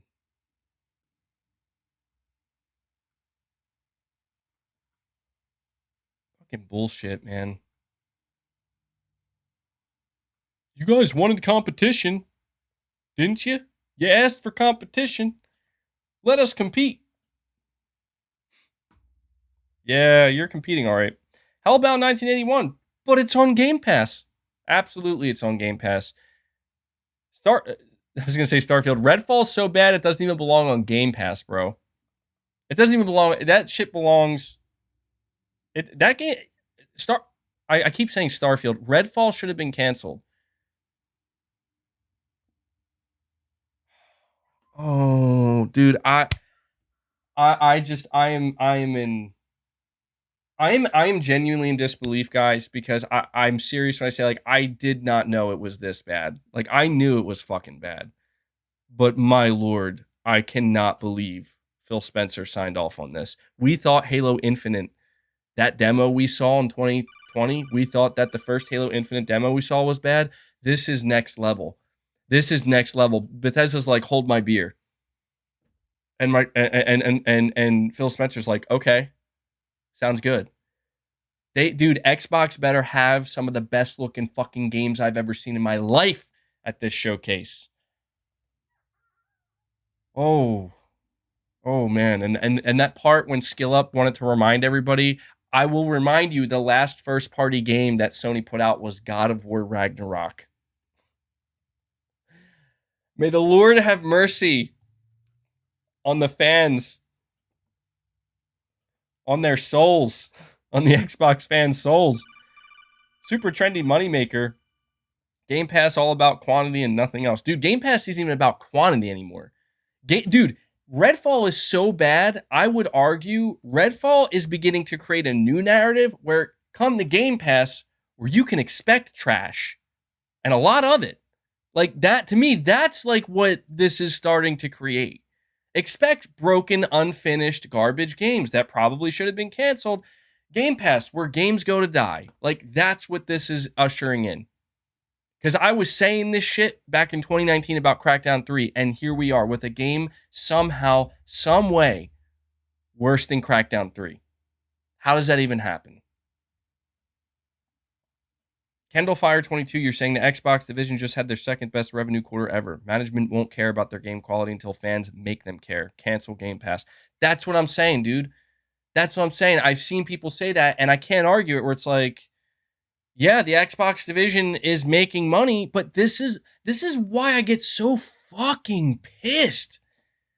Because it's like, how is that possible, man? Like, how is it possible that this brand can deliver you shit on a fucking plate? Give you not even shit, give you nothing for a year and a half, and they're making record revenue? What? People need to stop giving Microsoft your money. Fucking demand. And don't just demand, put that money. This is why that Crackdown 3 video is so relevant now. Because what I was saying then absolutely applies now, even more so. Take that $10. Yes, it may only be $10. Save it. Save that $10. Save 7 months worth of that $10 and go buy a quality AAA video game. Send the fucking message to Microsoft, man. Hit them where it hurts. Because until you hit them where it hurts, you're right. They don't care. Because you're going to fucking get days like today where the worst video game to ever release underneath the Xbox banner gets shit out by Microsoft, by Xbox and Bethesda. They completely ignore the fucking outcry. And the next day they're like, tune into the Xbox Game Showcase. It's fucking pathetic. It's disgusting is what it is. It's disgusting. I'm sorry, dude. It is disgusting. Xbox fans should... Anybody who's out here fucking advocating as an Xbox fan, I'm sorry, bro. Like, I'm just gonna bite my tongue there. Like that's not what should be going on right now. Rocky 35, you're saying Forspoken was better than this. Yeah, it was. Yeah, it was. I think Forspoken is a bad video game, personally, but my God, like, it is not. Dude, this extensive review I just watched from Skill Up, this is literally one of the worst video games I've ever seen. Like AAA. One of the worst AAA video games I've ever seen. It's fucking bad. I don't know. Dude, I'm telling you, Microsoft would have actually done less damage by going 6 months, 7 months, 8 months without a video game release than releasing this. They would have been better off. Was Godfall better? I don't know about that. I don't know. That's a tough one because I don't know. The thing I remember being really, really bad about Godfall is it was just like unbelievably generic. Like the main conversation around Godfall was like, this is just kind of boring. Like it wasn't broken or unplayable or anything. The game design was like fine. It's just like, this is just really, really, really ultra generic. I'm telling you, dude, I don't know, man. Redfall has set a new bar for like, how bad can you make your game? Kane27, you're saying Game Pass is a money laundering scheme. Yikes. Super trendy moneymaker saying D-Batch, an Xbox fan, roasted Microsoft on a podcast. Good. I'm glad. I'm happy to hear that. And because that's what Microsoft needs to. I just want people to understand how desperate of an attempt. Microsoft putting out the announcement today of the Xbox showcase and Phil Spencer completely ignoring the outcry. They're just trying to walk right. They're just trying to walk right over it, dude. They're trying to just blow right past it. And I hope Xbox fans don't let it happen, man. Like I don't know. Something's got to be done. Because this is the worst I've ever seen. I've seen Xbox like what I thought was at its lowest. This is the lowest I've ever seen Xbox. Saying Angry Joe just dropped his Redfall video. Oh, we might have to react to that next, bro. We might have to do that because Angry dude Skill Up. He was pretty calm the whole time, dude. Angry Joe's gonna go berserk. All right, give me a second. Figuratively literal, you're saying, I would say he tore Redfall a new one, but I think the real question is whether there's anything left. No, dude. Nope. Let me see. Oh, fuck, dude. Angry Joe. The title is Redfall is a broken mess. $100 for this angry rant. Ooh, this should be a good one. All right, let me bring it up. Give me just a second.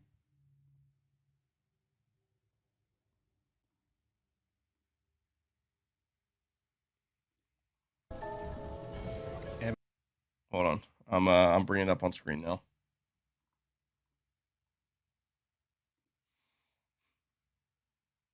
My game crashed. But I invited you. No, my game crashed when I accepted your invite. Why does Angry Joe sound like he's dying? I crashed. I skipped him. No, you didn't. God damn it! God fucking damn it! I'm moving on. Let's go. It says, please help us track down and fix this issue. What? It's not my job. Please help us. Please help us. What were you doing? Playing your goddamn game? What were you doing? I was just playing the game, man. Arcane. Would you be able to like send them a transaction? Oh have it man, handy? Joe, this is Arcane Austin, the studio here over there next to us. Fucking oh man. Well, Gotta embarrass Austin, Texans like this. Fuck. That studio's gonna close that's my down. job. They don't need to do Studio's that. gonna The close studio's down. gonna if they close keep putting down. Shit out like this. Yeah, God dude, they it. probably will at this Maybe point, it's- bro. Maybe it's not their fault. They were like, Joe, like we needed at least another year on this, and these motherfuckers at Xbox told us if we don't release this now, then we're fired. Yep, that sounds about right. Drive over there and yell at him.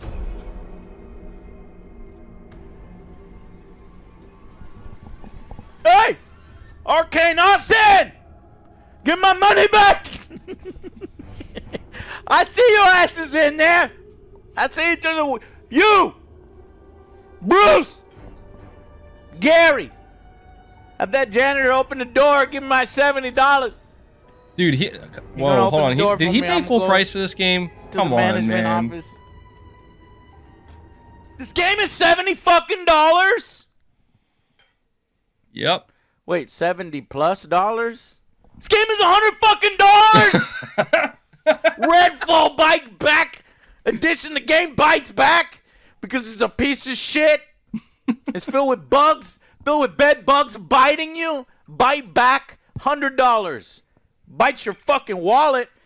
Put your fucking dick off. God, thank Oh God my for God. Game Pass. Dude, Angry Joe just can't do it anymore. He's like, I don't care. This industry, it's killing me slowly. Failed to connect. Host left the match? Failed to connect. Yo, is he eating Airheads? You. Shout out to Airheads. Now I'm looking at, I don't know, I my haven't had crotch. them in a long time. Game's gonna explode. Dude, my field of view just got super zoomed up. What the fuck? Are we all tiny people now? What is going I think on? the field of view zoomed up because this is a lot closer than I remember. Hey. That's fun. I think the game is broken. Huh? I said, I think the game is broken. How can you not hear me if there's no sounds, Joe? The silence is deafening. And then we're gonna reload again Within for the less than third 5 time. minutes. Hey, I got audio. Oh, good for you guys. I don't have. Sucks to suck. I thought Angry Joe was going to be doing more ranting this video. So. if Oh you guys shit, are end up you getting serious? involved- Yeah, we're serious. Let's go. Cannot get beyond. You want to make some money, chat? We can make some money. What the fuck is 60 frames per second? Which would be false advertising, which means they would get sued. You want to make some money, chat? We can make some money. What the fuck? Is that not confirmation that your game is not finished? Finish your fucking game. It's not that difficult.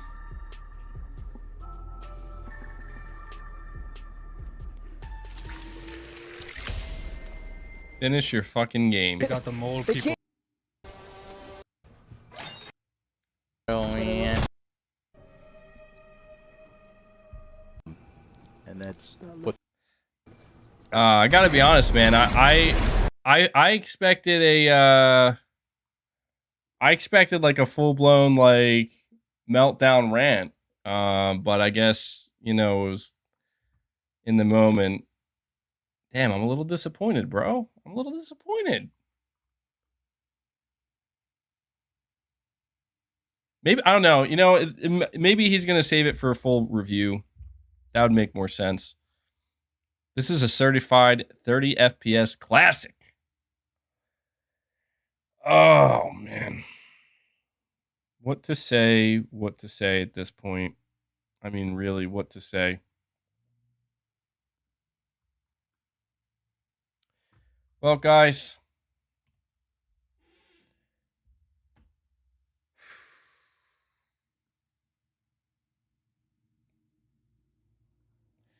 Imagine, dude, I cannot believe that. I need to know who paid $100 for Redfall.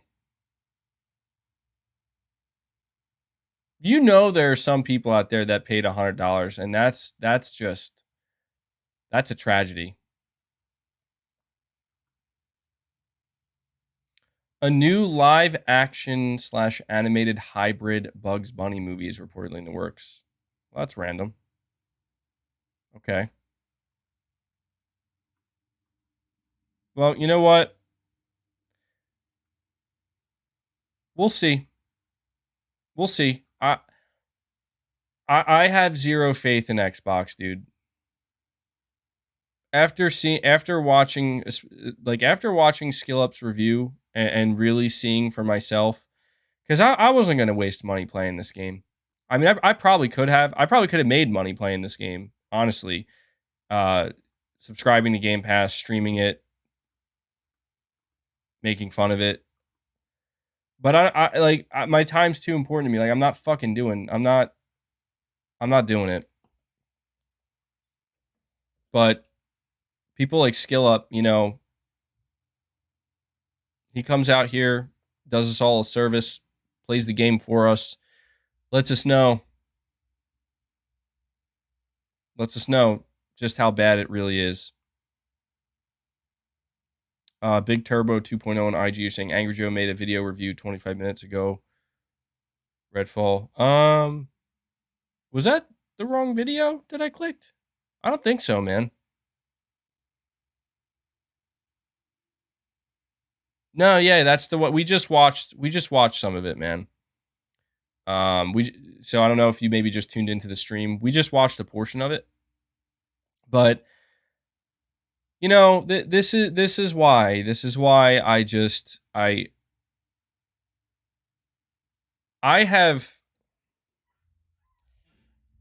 I have been against Xbox Game Pass. I have been against this business model for literally years. I have made so many streams, so many videos basically saying that I'm not buying into that narrative. I'm going to stick to what I know and what works. Most importantly, what works and what is proven. What works and what is proven is that if somebody is expected to pay a premium price, you are expected to get a premium product in return. And if you do not, well, there's going to be problems. I've always argued that Game Pass is going to facilitate lower quality video games.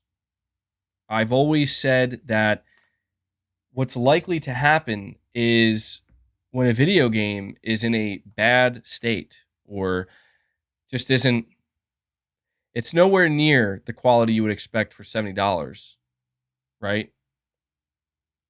It's nowhere near $70, worth $70. This is where Game Pass is going to come in. And it's going to say, don't worry, you don't need to pay $70. You don't have to worry about getting that type of quality.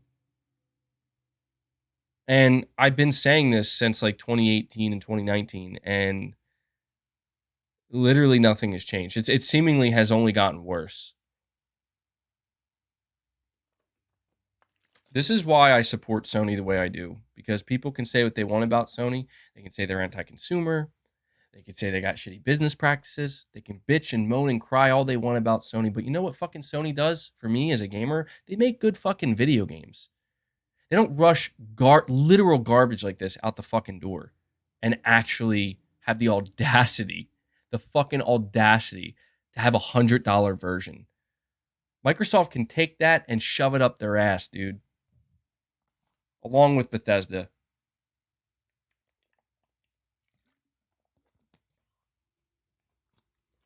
If I was an Xbox person, if I was an Xbox Series X owner right now, I'd fucking sell that shit. Not even kidding. I'd sell it. I'd get rid of it. This is what I mean, man. People act like so many people act like I'm so off the mark when I say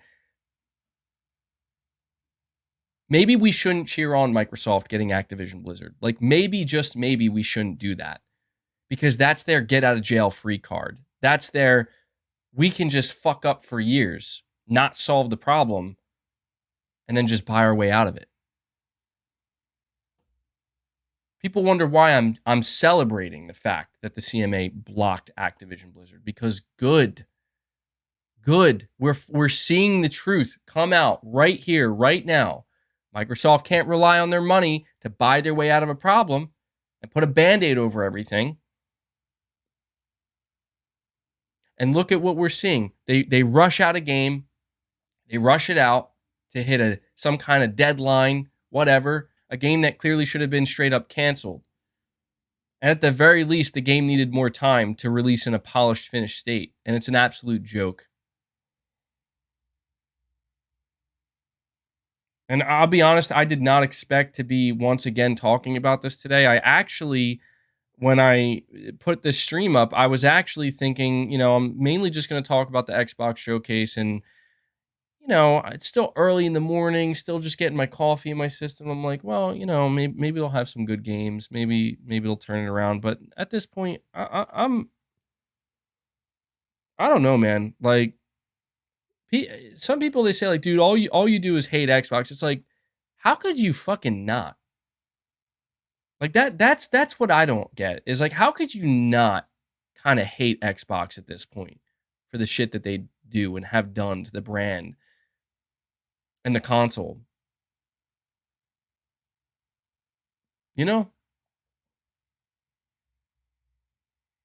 This is just so much worse than I ever thought it would be at this point. I mean, I thought it was bad enough that Xbox went a whole year. I thought it was bad enough that Xbox Series X didn't have a launch lineup.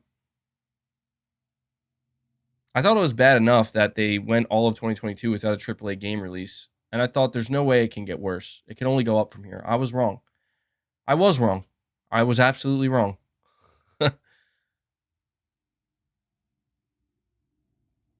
Why hate a weaker opponent? I'll tell you why. Because in this case, Microsoft does have a great strength that they tried to utilize that Sony nor Nintendo have, and that is their money. And they tried to use that exact thing, the exact strength to just buy their way out of this situation. And Michael, you're saying you need to listen to Supernova's rant on Redfall. It's epic, LOL. I think I'm done with listening to any more rants today or any more reviews. I've got my fill. I've certainly got my fill for the day. But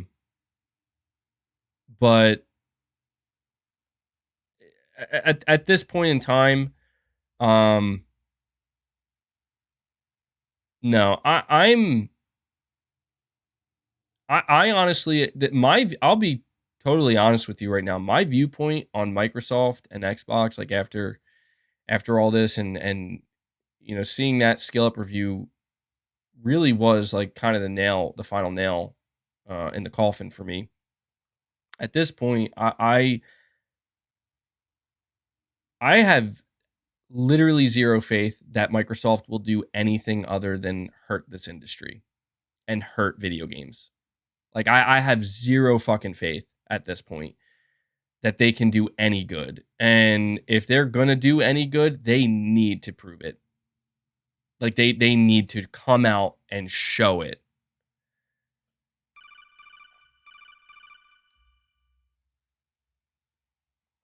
Disco Cobra 2013, thank you for the $20 super chat, man. You're saying Xbox 360 was the best Microsoft ever did. That was the peak of the Xbox brand. Now it's just a shell of whatever it used to be. Xbox One really didn't have many games in current gen. We keep seeing them fail with every release. I agree wholeheartedly. I've been seeing more longtime Xbox fans come out, at least on Twitter anyway, and expressing how they really miss the 360 days, how there are actually, new fans that don't even know about the Xbox 360 days. And they're crying out basically to Microsoft saying, like, you guys got to get back to the basics here, back to what made the Xbox 360, the Xbox 360 generation so good. And one of the people that I saw saying this was IGN's Ryan McCaffrey. He's he's a longtime Xbox fan from the very beginning. And he was talking about this. And one of the things he pointed out was that even in the early Xbox 360 days, when there was like mass failure of their consoles with the Red Ring of Death, it still didn't stop the consoles from selling out and from selling, by the tens of millions. because yeah, it was bad and it was a problem they had to correct, but that's how much people wanted their games, man. That's how much people wanted their console. And that's what sucks so much is that they know, like they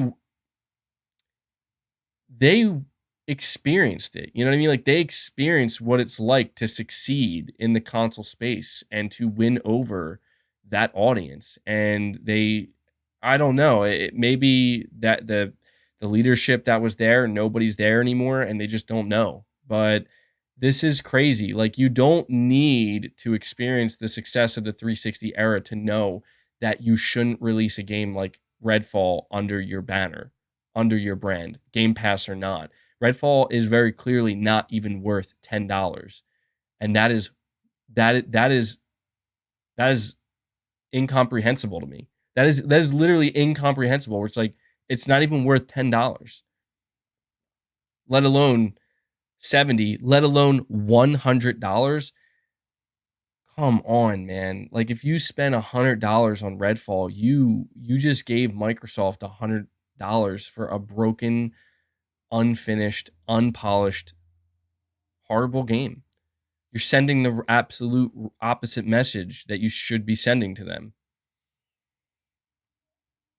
But this Go Cobra, I agree with you, man. I don't know what it's going to take. I'm not going into Xbox's showcase expecting them to have a good show. I'm not expecting them to show good video games.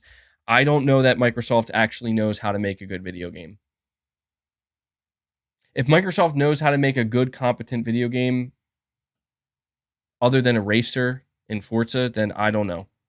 I don't know. I just think this is why, dude, I just want Sony to come out and fucking announce a showcase. Like I can only continue to bitch and rant about Xbox for so long and see Phil Spencer come out a year ago saying he heard the feedback. You want quality and consistency. I didn't realize when Phil Spencer said that he was actually talking about disappointment. The quality of our disappointment is going to go up. The consistency is going to be unwavering. That's really what Phil meant, because Phil Spencer comes out and he says, tune in to our showcase. Well, I sure, look, I would love nothing more than to be totally wrong. I would love nothing more than when the Xbox showcase happens to say, you know what, that was really fucking good. I'm actually impressed. I think they got the message this time. But I have zero faith. And you know what? If it's true that Sony's going to have a showcase before Microsoft, well, that's going to be one hell of a battle, I would say, because one of two things is going to happen. We all know that Sony's going to have a great showcase.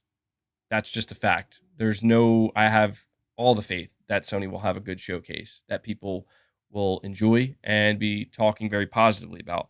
Can't say the same thing about Xbox. It's just gonna add salt to the wound. If Xbox doesn't have a good showcase and Sony has a good one before them, it'll be over before it even starts. So I really hope for Microsoft's sake, for Xbox's sake, for those developers' sake, for the fan base's sake, that they actually have a good show. When is the showcase? The Xbox showcase is June 11th. The PlayStation showcase is rumored to be the last week of May or the first week of June. So, man,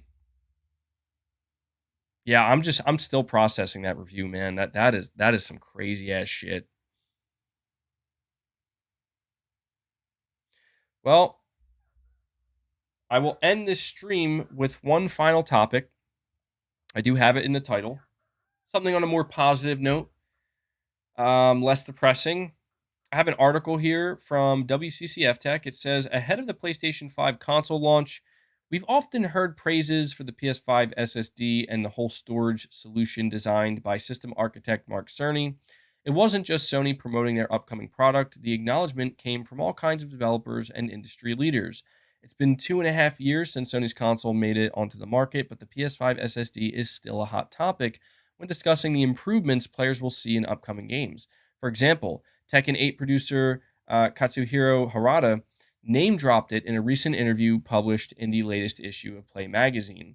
we have a few goals actually of what we want to achieve. But one of the major ones is to feel like I'm glad that I bought that new generation of hardware because this Tekken is just so awesome and so brand new. If you have a lot of money, you're rich. For example, you can buy a high-end PC.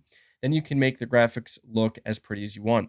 But you have to standardize, but to have a standardized console that anyone can access for a reasonable price, I guess you could say to achieve the current level of graphics, really quite an evolution. The PS5 SSD is probably even the biggest thing that's going to evolve the player experience in the game. Harada didn't elaborate on why that was the case, but it's pretty obvious that he was getting what he was getting at. With the lightning quick load times enabled by the PS5 SSD, starting a rematch in Tekken 8 after a resounding loss should be much faster, slightly lessening the pain of defeat. So, yeah, I would love for him to elaborate on that, but, you know, I guess, are people going to say now that Harada, he was paid to say that the PS5's SSD is what he enjoys? I mean, look, I'm sure some people will say that or think that, but, you know, I just kind of wanted to highlight that even now with AAA games like Tekken, multi-platform games are coming out. This is the first thing he name drops. You know, he basically says, like, dude, it's the PS5 SSD that's going to make the biggest difference. So yeah, we'll see. I'm excited for Tekken 8. I think Tekken 8 looks incredible. But guys, I think that's all I have for you for today's stream. I think this is the end of the road for another successful stream. I really enjoyed it. Definitely something a little bit different today, doing a off the cuff live reaction to Skill Up's review, and I don't really plan to talk much more about Redfall going forward. I feel like, I mean, I don't know if you guys are sick and tired of hearing about it. I'm tired of talking about it.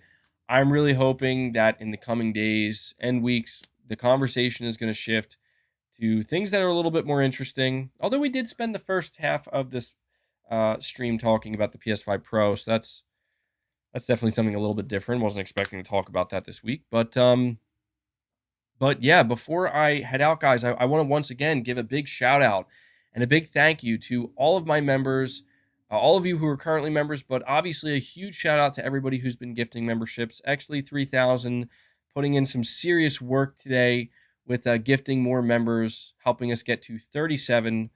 Always love to see it. So thank you guys so much for the continued support. It enables me to do what I do here and to keep the content flowing.